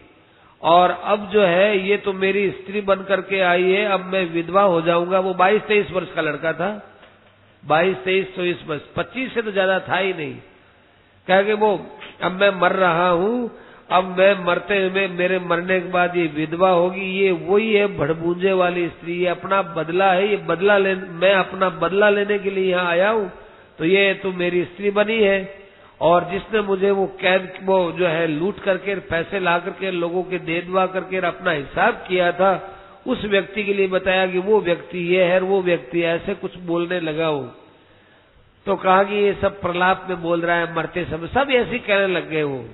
तो कहा कि नहीं नहीं, मैं प्रलाप में नहीं बोल रहा हूं, देखो देखो अमुक अमुक सेठ की हवेली में इस समय चोरी हो रही है। अब मैं तो मर जाऊंगा, लेकिन कल सुबह आप देख लेना वहां पर चोरी हुई मिलेगी, वहां पर चोर घुसे हुए हैं और वो चोरी कर रहे हैं। आप देख लेना कल कि वहां पर आपको चोरी हुई मिलेगी। यदि वो बात झूठी मिले तो ये बात भी आपको झूठी समझ लेना। थोड़ी देर बाद वो बच्चा तो मर गया। मर जाने के बाद में इधर जो है सुबह पता चला कि अमुक सेठ के वहां पर चोरी हुई है। तो सेठ जी भी वहां बच्चे ही थे, गए। तो सेठ जी ने बताया कि हमको क्या पता किया, हम लोग जो है उस जहां वो उसका खड्डा खोदा गया था हवेली का, हम उस हवेली की तरफ खड्डे की तरफ जाके देख कैसा खड्डा खोदा, कैसे करे। हम दौड़े दौड़े गए तो वहां पुलिस वालों ने हमको डांट दिया, इधर बताओ, क्योंकि वहां पर कई खोज बने हुए थे जिनके ऊपर वो कुंडे रख करके उनको सुरक्षित किया था कि बच्चों उधर जाओ, उधर भागो, उधर भागो। तो सेठ जी ने कहा हम तो बच्चे थे, हम उधर भाग गए। बाद में हमको सुनने को मिला कि एक मरने वाले आदमी ने ऐसे ऐसे सब बात पहले उस घटना के समय बता दी कि वहां ऐसा हो रहा है और मैं तो मर रहा हूं और आपको देख रहा हूं, बाद में घटना मिलेगी। तो ये परिवार के जो संबंध है अभी वर्तमान के दिखते हैं, ये कोई एक जन्म के नहीं है व्यास जी, ये तो जन्म जन्मांतर के संबंध है। इसमें एक जन्म तक सब संबंध मान करके नहीं रुकना चाहिए। पुत्रेति तन्मयतया तरवो भिनेदु, वृक्षों ने मानो ये बात कही। अब बताओ वृक्ष भी ये बात बोलने लगे, क्यों बोलने लगे कि वृक्ष भी तो हमारे साथ ही है ना, वृक्ष में भी तो चेतनता है। वृक्ष में जो चेतनता होती है ये तमोगुण के द्वारा थोड़ी दबी हुई है, तमोगुण ज्यादा है इनमें, इसलिए उनमें ये ज्यादा बेसुधपना रहता है, पर इसमें जीवत्व तो है ही। तो उन वृक्षों ने बताया कि व्यास जी आप एक जन्म के संबंध को सत्य मत मानो, यहाँ तो हमारा जन्म जन्मांतरों का संबंध है। तम सर्वभूत हृदयम मुनिमान तोस्मी, ऐसे जो हमारे संपूर्ण प्राणियों के हृदय में निवास करने वाले सर्वभूत हृदयम माने सर्वेषाम भूतानाम हृत्सु आयति प्रविशति इति सर्वभूत हृदय तम सर्वभूत हृदयम, संपूर्ण प्राणियों के हृत माने हृदय में, आयति माने प्रवेश करता है। सब प्राणियों के मन में वैराग्य है, वो वैराग्य कोई प्राणी ऐसा नहीं कि जिसको वैराग्य स्वाभाविक न होता हो। देखो एक तो वैराग्य है जो हम साधना के द्वारा करते हैं, एक वैराग्य जो स्वाभाविक ही होता है। स्वाभाविक वैराग्य की तरफ हमारा यदि ध्यान चला जाए, उधर हमारा यदि विचार कायम हो जाए तो फिर भाई बहुत बड़ी बात हो जाए। वो स्वाभाविक वैराग्य क्या है? स्वाभाविक वैराग्य है, देखो कोई भी प्राणी किसी एक भोग में एक स्थिति में सदा नहीं रह सकता। हो कितना ही बड़ा ऐश आराम करने वाला हो, उसको कहे तो एक बस इसी में ही रहे, वो नहीं रह सकता। एयर कंडीशन मकान में रहे, बाहर मत निकलना, वो नहीं रह सकता। माने किसी को खाने का शौक, किसी को पीने का शौक, किसी को किसी बात का भी शौक हो, तो उस भोग को हरदम वो भोग नहीं सकता। अरुचि स्वाभाविक होती है। खूब नींद लेने की आदत है, उसको नींद लेने दो, पर उसकी भी भाई नींद से अरुचि होती है। खूब उसको रुपया दे, तुम रुपया गिनता रहे तो खूब रुपया ले, पर सोना नहीं। भाई एक बात ध्यान रखना, तो वो कहे एक दिन कर लेगा, 2 दिन कर लेगा, 3 दिन वो रुपया ले लेगा, आखिर आखिर को छोड़ो भाई रुपया, छोड़ो, मेरे को तो नींद आती है। क्यों भाई? जब अपने को रुपए बिना काम ही नहीं चलता, ऐसा हम बोलते थे, आज रुपए को आप छोड़ने की बात क्यों कर रहे हो? ये कैसे बात तुम्हारे मन में आ गई? ये तो स्वाभाविक आ गई। बस ये स्वाभाविक होते ना, ये वैराग्य का रूप है। वो ही हमारे वैराग्य रूप भगवान सुखदेव जी महाराज यहाँ इस रूप में आए हैं। तो मुनिम आ नतोस्मि हो, नतोस्मि नहीं, आ नतोस्मि, आ समन्तात नतोस्मि। मैं उन सुखदेव जी महाराज को सब तरह से प्रणाम करता हूँ। सब तरह से माने वाणी से भी प्रणाम करता हूँ, मैं उनको वचन से भी प्रणाम करता हूँ, मैं उनको हृदय से नमस्कार करता हूँ। मनसा वचसा और कर्मणा, माने क्रिया रूप से भी, मन से भी और वाणी से भी। हम देखो लोगों क्रिया रूप से भी कर सकते हैं, वाणी रूप से भी कर सकते हैं, परंतु मन से करना है कि नहीं इसकी पहचान नहीं होती। कोई हमको मन से चाहता है कि नहीं चाहता क्या पता। लेकिन यहां बोलते हैं कि आ नतोस्मि, आ समन्तात नतोस्मि, सब तरह से मैं उनको प्रणाम करता हूं। ऐसे सुखदेव जी महाराज हमारे लिए आदरणीय है। तो भाई एक तरफ आ गए भगवान, दूसरी बार में आ गए भक्त। अब तीसरी एक और मंगलाचरण की बात आ रही है। वो कहते हैं कि वो किसको प्रणाम किया जा रहा है? वो सत्संग को प्रणाम किया जाता है। क्योंकि सत्संग है ना, सत्संग है ये भगवान की पहचान कराने वाला है, और सत्संग है ये संत की पहचान कराने वाला है। सत्संग है ये अपने आप की पहचान कराने वाला, हमारे अपने आप की, हमारा क्या भाव है, क्या स्वभाव है, क्या स्वरूप है, इसका ज्ञान नहीं होता, बेसुध रहते हैं। सत्संग में पता चलता है, अरे हमारा तो आत्मा रूप से नित्य रूप है। जिसे सतचित आनंद कहा जाता है वो तो हम खुद हैं। ये बात कब पता चलती है भाई? सत्संग में पता चलता है। तो जैसे भगवान को नमस्कार, जैसे संतों को नमस्कार, ऐसे भाई सत्संग को नमस्कार विशेषता से करना चाहिए। क्योंकि सत्संग भगवान और भक्त दोनों से भी बड़ा है, दोनों को प्रकट करने वाला होता है। भागवत में एक शब्द आता है भगवान के लिए, क्या? कि त्वम शब्द योनि, आप शब्द योनि हो। अर्थात हे प्रभु, आपका उद्गम स्थल शब्द होता है। माने जहां सत्संग के अंदर आपका वर्णन चलता है, शब्दों के द्वारा वर्णन होता है, वहां आपका बोध होता है, हमको बोध। तो आप शब्द योनि है, शब्द योनि।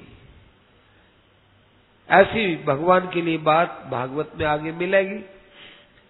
तो ये सत्संग है ना, इसके द्वारा ये न हो तो न तो हमको भगवान का ज्ञान होता, न हमको संत का ज्ञान होता, न जगत का ज्ञान होता, न अपना ज्ञान, किसी का भी ज्ञान हो। एकदम पशु के समान रहते हैं हम लोग। इसलिए अब सत्संग के विषय में बोलते हैं कि नैमिषे सूतमासीनम अभिवाद्य महामतिम कथामृत रसास्वाद कुशल शौनको ब्रवीत। ये शौनक जी महाराज हैं, ये एक बार सूत जी को मिले। अर्थात नैमिषारण्य के अंदर शौनक जी महाराज बैठे हुए थे। नैमिषारण्य में क्यों बैठे हुए थे, अब ये तो आप कल ही सुन पाएंगे। क्यों बैठे हुए थे? वो एक यज्ञ कर रहे थे, उस यज्ञ के लिए बैठे हुए थे। फिर क्या हुआ कि उस यज्ञ के अंदर सूत जी महाराज आ गए।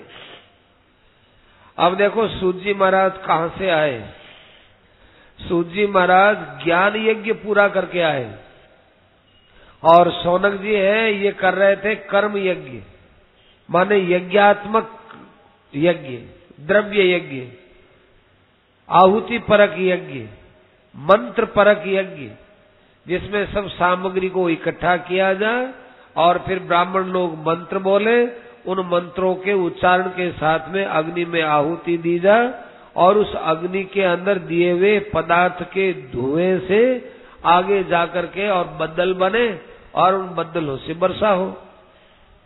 अब आजकल देखो ये वर्षा का रूप विकृत हो रहा है। कारण क्या है कि पुराने जमाने में खूब यज्ञ होते थे, घर घर में यज्ञ होता था, उन यज्ञों के द्वारा बहुत पवित्र बादल बनते थे। अच्छे अच्छे पदार्थों की आहुति देने पर बड़ा सुंदर सुगंधित सुगंधित धुआं ऊपर जाता था। सैकड़ों सैकड़ों लोगों ने यज्ञ करवाए थे। उन यज्ञों के द्वारा बादल बनते थे और वो वहां से जो है वर्षा करते थे। यज्ञात भवति पर्जन्य है, गीता में आया, यज्ञ से बादल बनते हैं। अब क्या हो रहा है, अब बादल बनते हैं वो डीजल के धुएं के बनते हैं, सिगरेट जो है पीते हैं उसके धुएं के बनते हैं, और नाने कैसी कैसी गैसें चालू हो गई, उनकी अग्नि और उनके द्वारा बादल बनते हैं। कैसे कैसे हम लोग अपने कर्म करते हैं, उन कर्मों के द्वारा क्या वातावरण प्रकृति में जा रहा है, उसका असर पड़ता है कि समय पर बरसात नहीं होती। और फिर भी जो थोड़ी बहुत भी हो रही है, ये वर्तमान के कर्मों से नहीं हो रही, उस समय के जो यज्ञ सुरक्षित है उनमें से हो रही है। तो ये ऋषि मुनि प्राय यही करते थे कि भाई सब जनता सुखी रहे, देवताओं को प्रसन्न किया जाए, समय पर वर्षा हो, समय पर लोगों को जल मिले, घास मिले, अन्न मिले, और इससे जनता धर्मपरायण में लगे, धर्मपरायण रहती हुई परमात्मा को प्राप्त करे। उनको कोई अन्न की चिंता न हो और पशुओं को कोई घास की चिंता न हो। इसके लिए सब होता था। वो इसी काम के लिए बैठे हुए थे। अकस्मात सूत जी महाराज आ गए। सूत जी महाराज आए तो वहां पर उनको शौनक जी महाराज ने बड़े प्रेम से पूछा। शौनक जी ने बहुत प्रेम से पूछा उनसे, कहा नैमिषारण्य में। कि नैमिषारण्य में क्यों गए? कि नैमिषारण्य में इसलिए गए कि एक बार भगवान से इन्होंने पूछा कि महाराज हम यज्ञ करना चाहते हैं, और इस पृथ्वी पर तो बहुत लोग ऐसे हैं जो हमारे कर्म में बाधा भी पहुंचा देते हैं। कोई ऐसी शांत निरापद जगह बताओ जहां हमको ये काम करते हुए कोई बाधा न पहुंचा सके। तब भगवान ने अपना सुदर्शन चक्र आगे किया कि जाओ ये चक्र तुम्हारी सहायता करेगा। ये चक्र चलता चलता चलता चलता जहां जाकर रुक जाए, बस वही क्षेत्र आप श्रेष्ठ मानना। तो वो जो उनका चक्र चल रहा था वो चक्र था, चक्र की जो आगे की जो जगह होती है उसको निमि बोलते हैं। निमि चलते चलते वो जाकर जहां रुक गया तो वो नैमिषारण्य हो गया। अरण्य माने जंगल, और जहां निमि ने शयन किया, जहां निमि ने जाकर विश्राम किया, वो नैमिषारण्य। और वहां जाकर के फिर ऋषि मुनियों ने अपने तरफ से यज्ञ वगैरह किया, और वहीं पर अकस्मात सूत जी महाराज आ गए। अब सूत जी महाराज आए तो शौनक जी ने उनका बहुत अच्छा अभिवाद्य, खूब आनंद से उनका अभिवादन किया, नम्रता रखी, और परम बुद्धिमान सूत जी महाराज से उन्होंने पूछा, अज्ञानध्वांत विध्वंस कोटि सूर्य समप्रभ सूताख्यायि कथा सारम मम कर्ण रसायनम। कहने लगे महाराज बढ़िया कथा सुनाओ आप। ऐसी कथा नहीं जिसमें केवल हमारे मन का एक रंजन हो जाए, हम थोड़ी देर हंस लें, थोड़ी देर नाच लें, गा लें, ऐसी बात नहीं। हमको ऐसा आप कथा सार बताओ कि जो हमारे कानों को भी प्रिय लगे और हमारे मन को भी प्रिय लगे, और जिससे हमारी भक्ति भी बढ़े, ज्ञान भी बढ़े, वैराग्य भी बढ़े और हमारा कल्याण हो, ऐसी बात बताओ। इसलिए कहा एक कवि ने कि हितम मनोहार रिच दुर्लभम मचय। यदि हित की बात सुनना चाहोगे तो कहीं कहीं कठोरता भी थोड़ी सुनने को चाहिएगी, क्योंकि थोड़ी कठोरता जब तक नहीं सुनोगे तब तक हित के भाव समझ में नहीं आएंगे।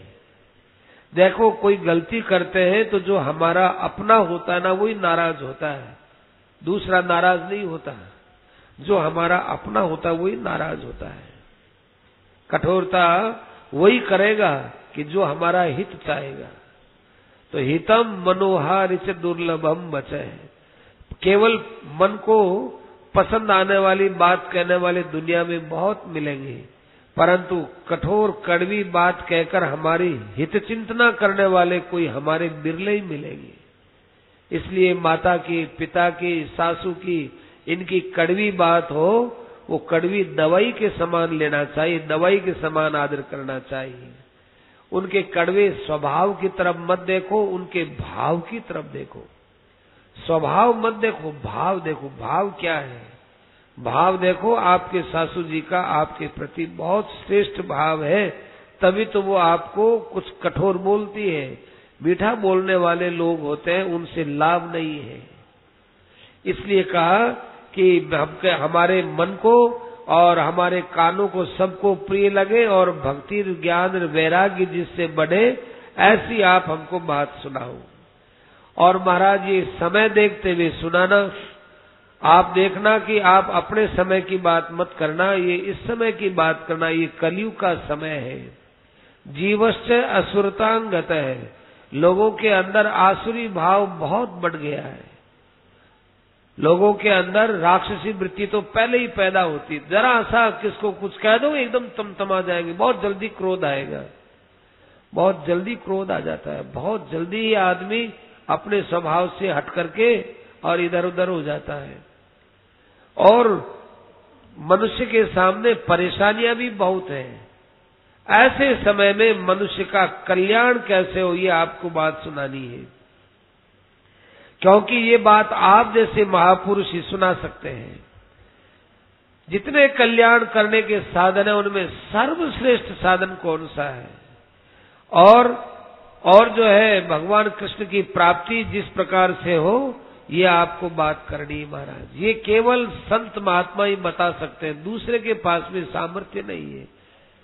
ज्यादा से ज्यादा संसार कोई उदार होगा तो क्या करेगा कि धन दे देगा, पदार्थ दे देगा। इससे ज्यादा क्या दे सकता है कोई?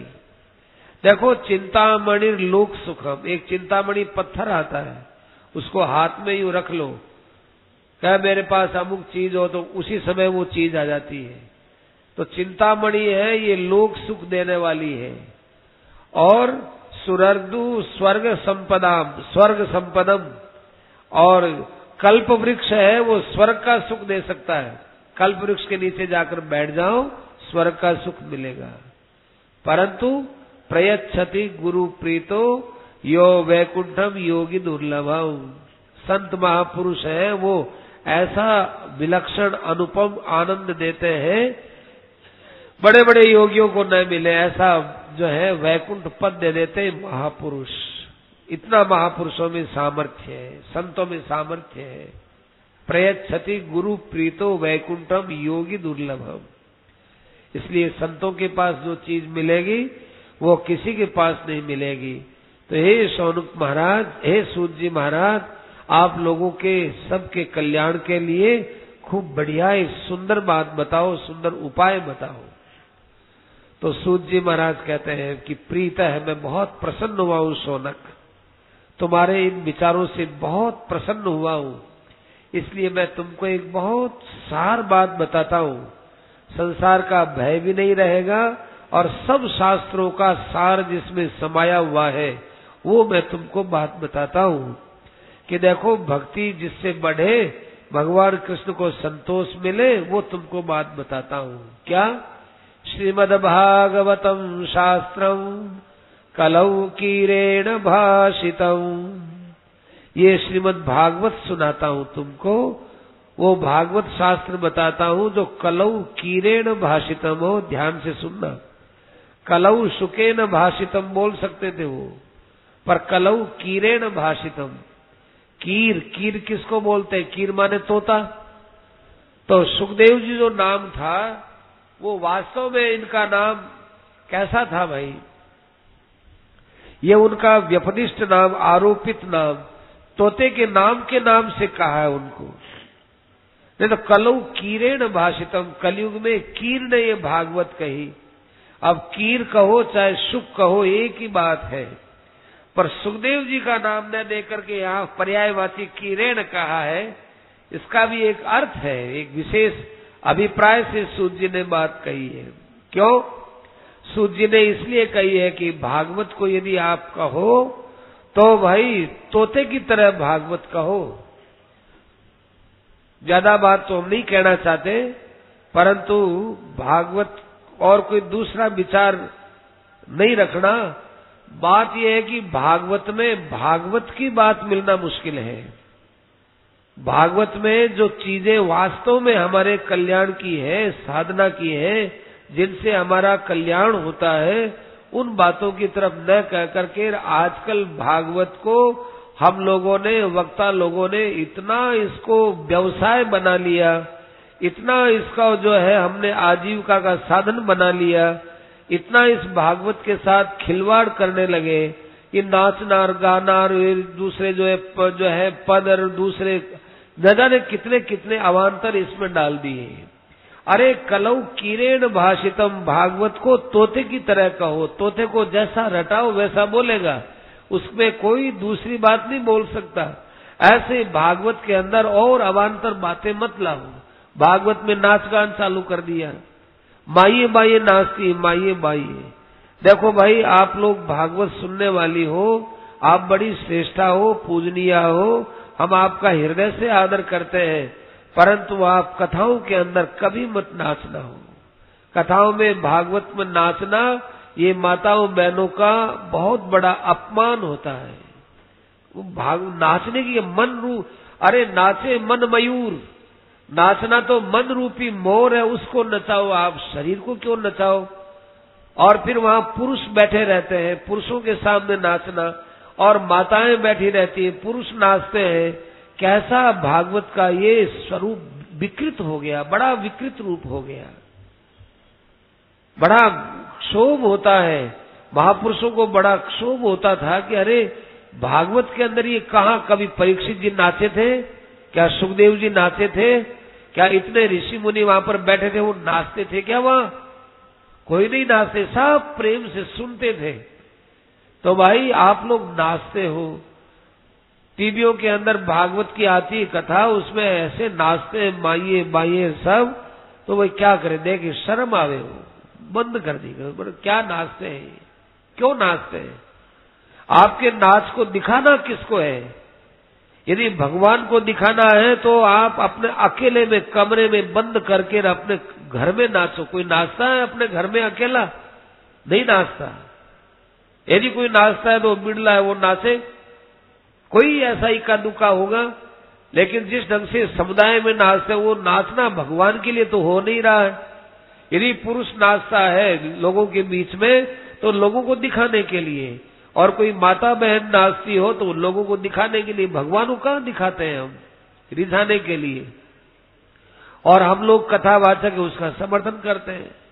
हाँ साहब नाचो साहब, हाँ साहब बढ़िया साहब, लोग नाचेंगे, अच्छा करेंगे, कूदेंगे और हल्ला करेंगे, उससे साहब हम भी राजी हो जाएंगे, साहब बहुत अच्छी कथा हुई। कथा का सत्यानाश करना है, कथा का भयंकर अपमान करना है, भगवान का अपमान करना है।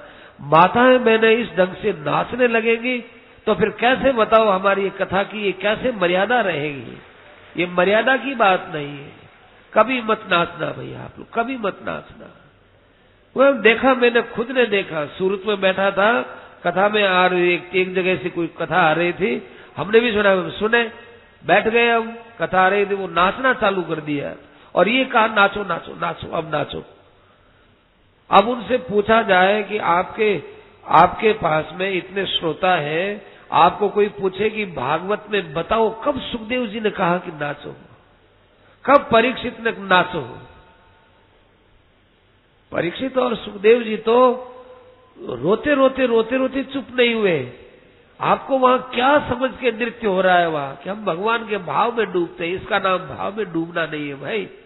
भाव में डूबना कुछ और ही होता है।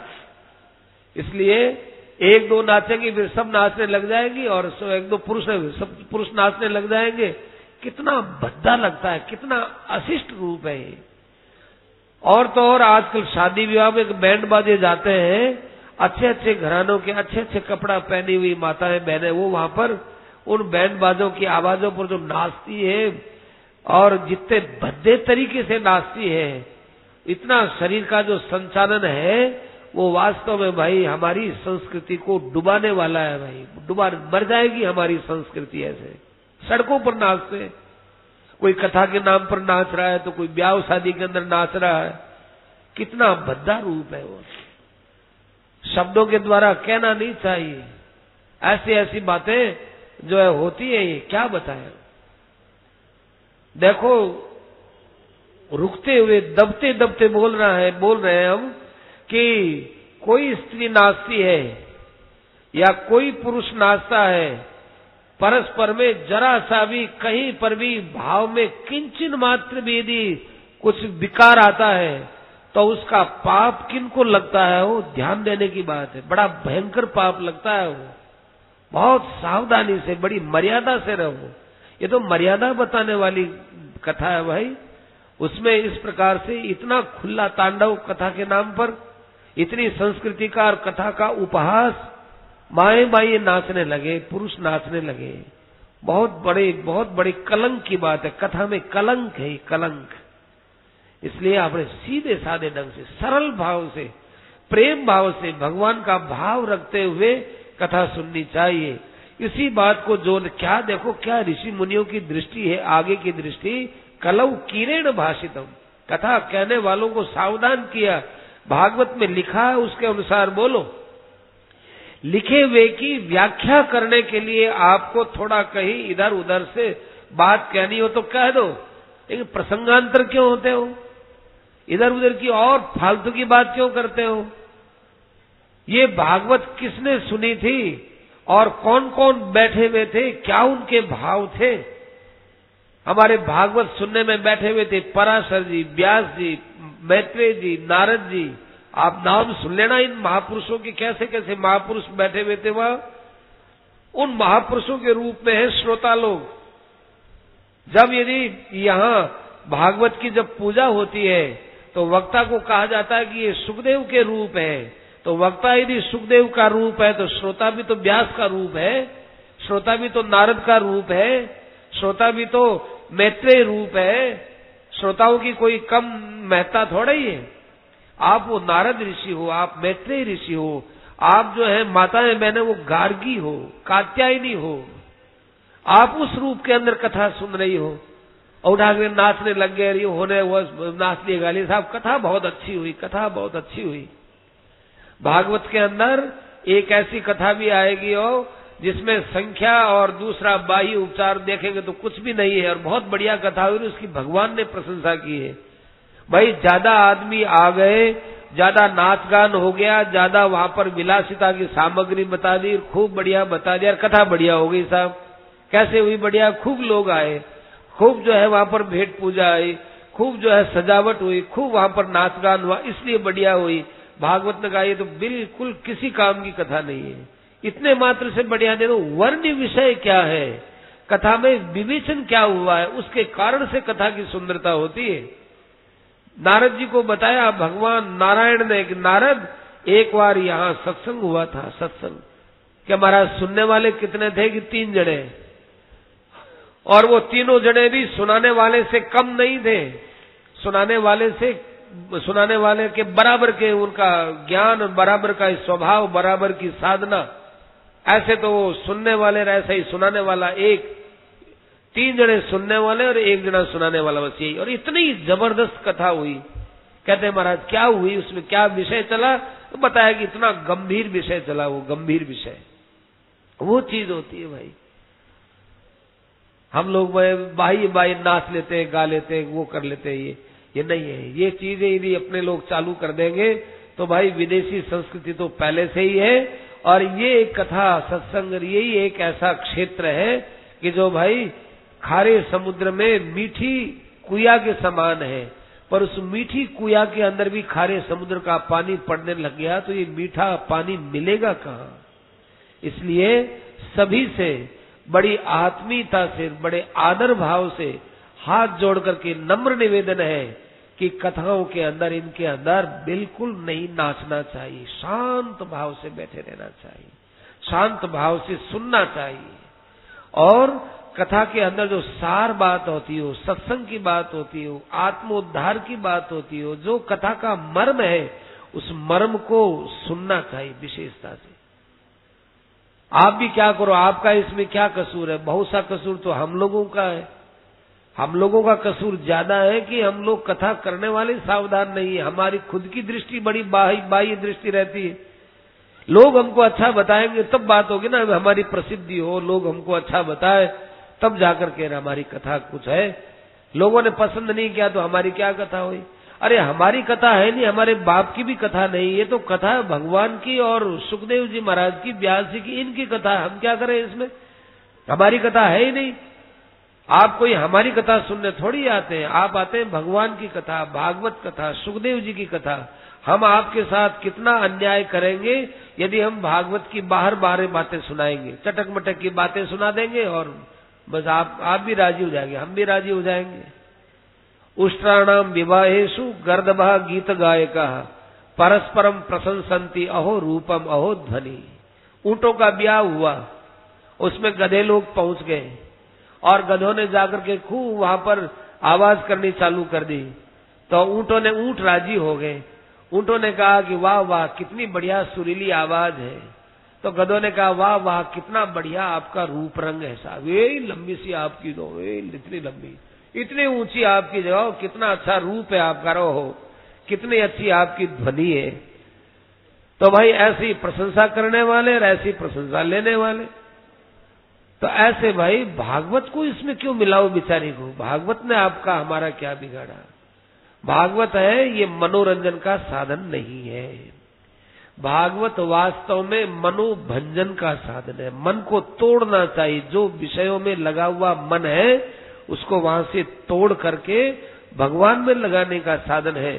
भागवत से ही हम विषय भोगी करेंगे, विषय भोगी है और क्या है, नाचेंगे गाएंगे, क्या क्या भाव बनते हैं और क्या होता है विषय भोग, और क्या होता है भाई, ये चीज अच्छी नहीं है।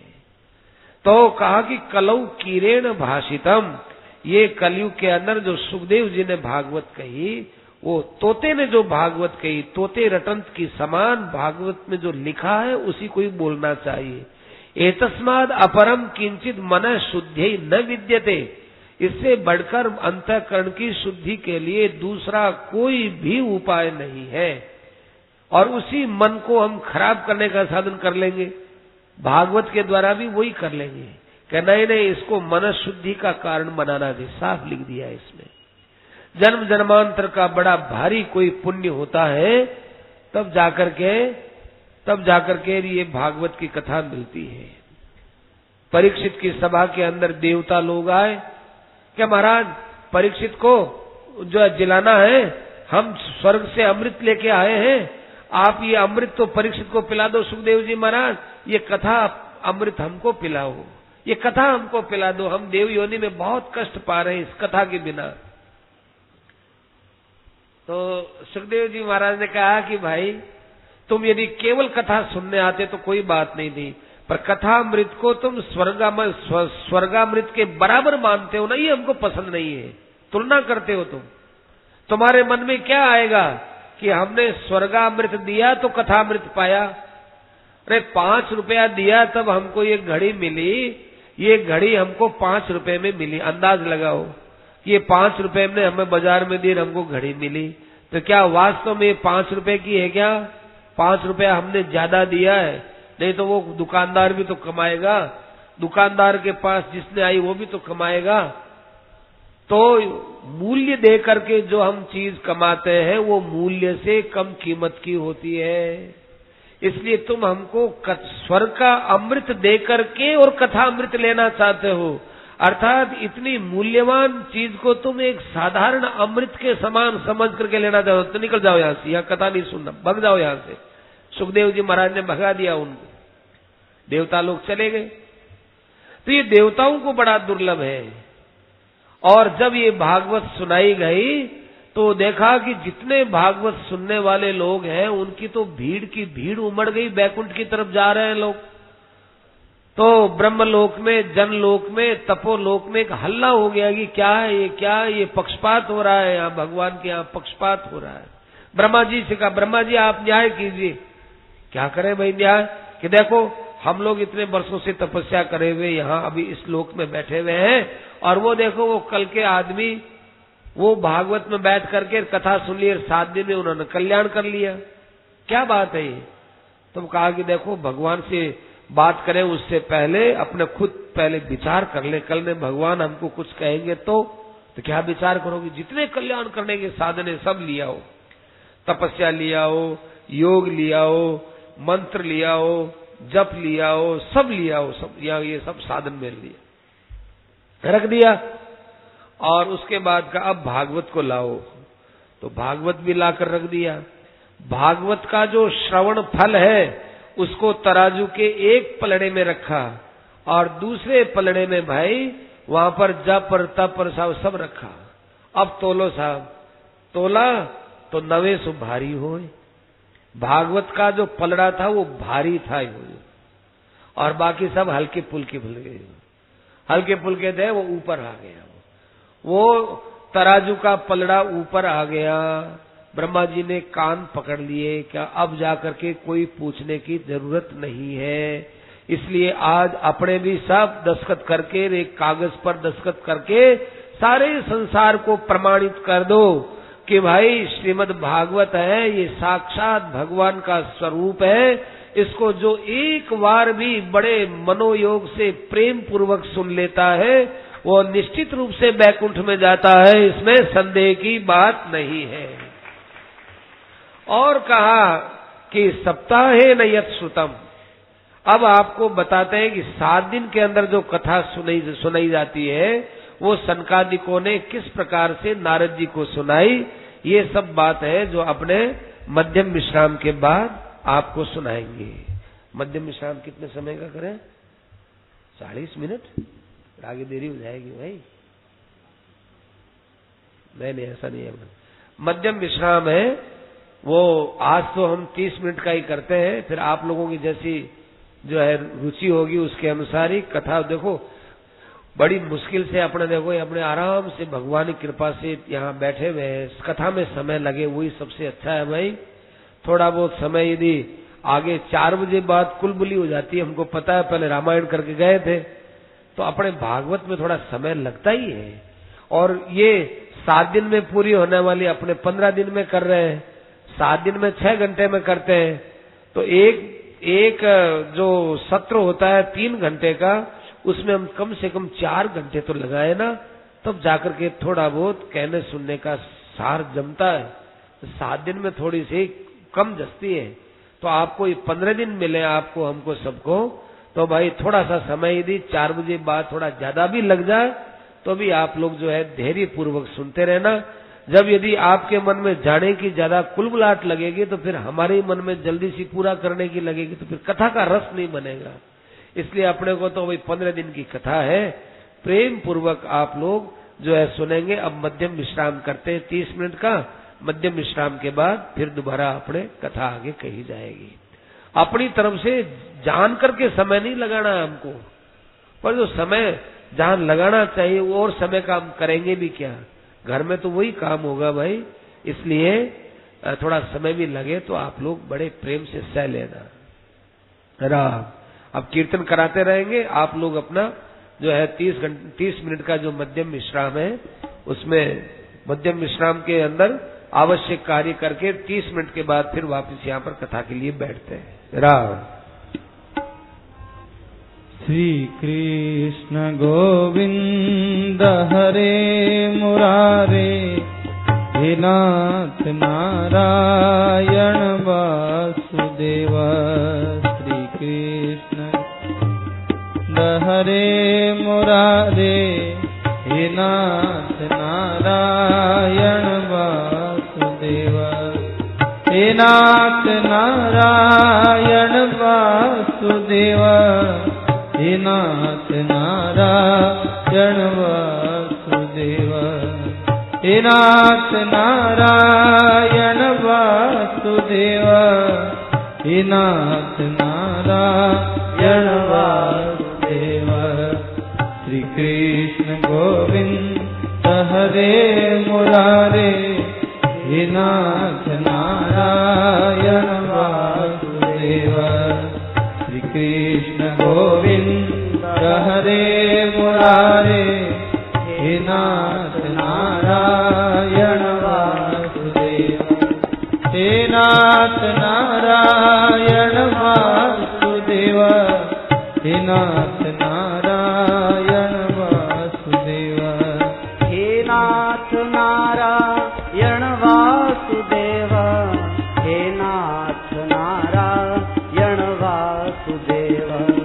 हे नाथ नारायण वासुदेव, हे नाथ नारायण वासुदेव, हे नाथ नारायण वासुदेव, हे नाथ नारायण वासुदेव।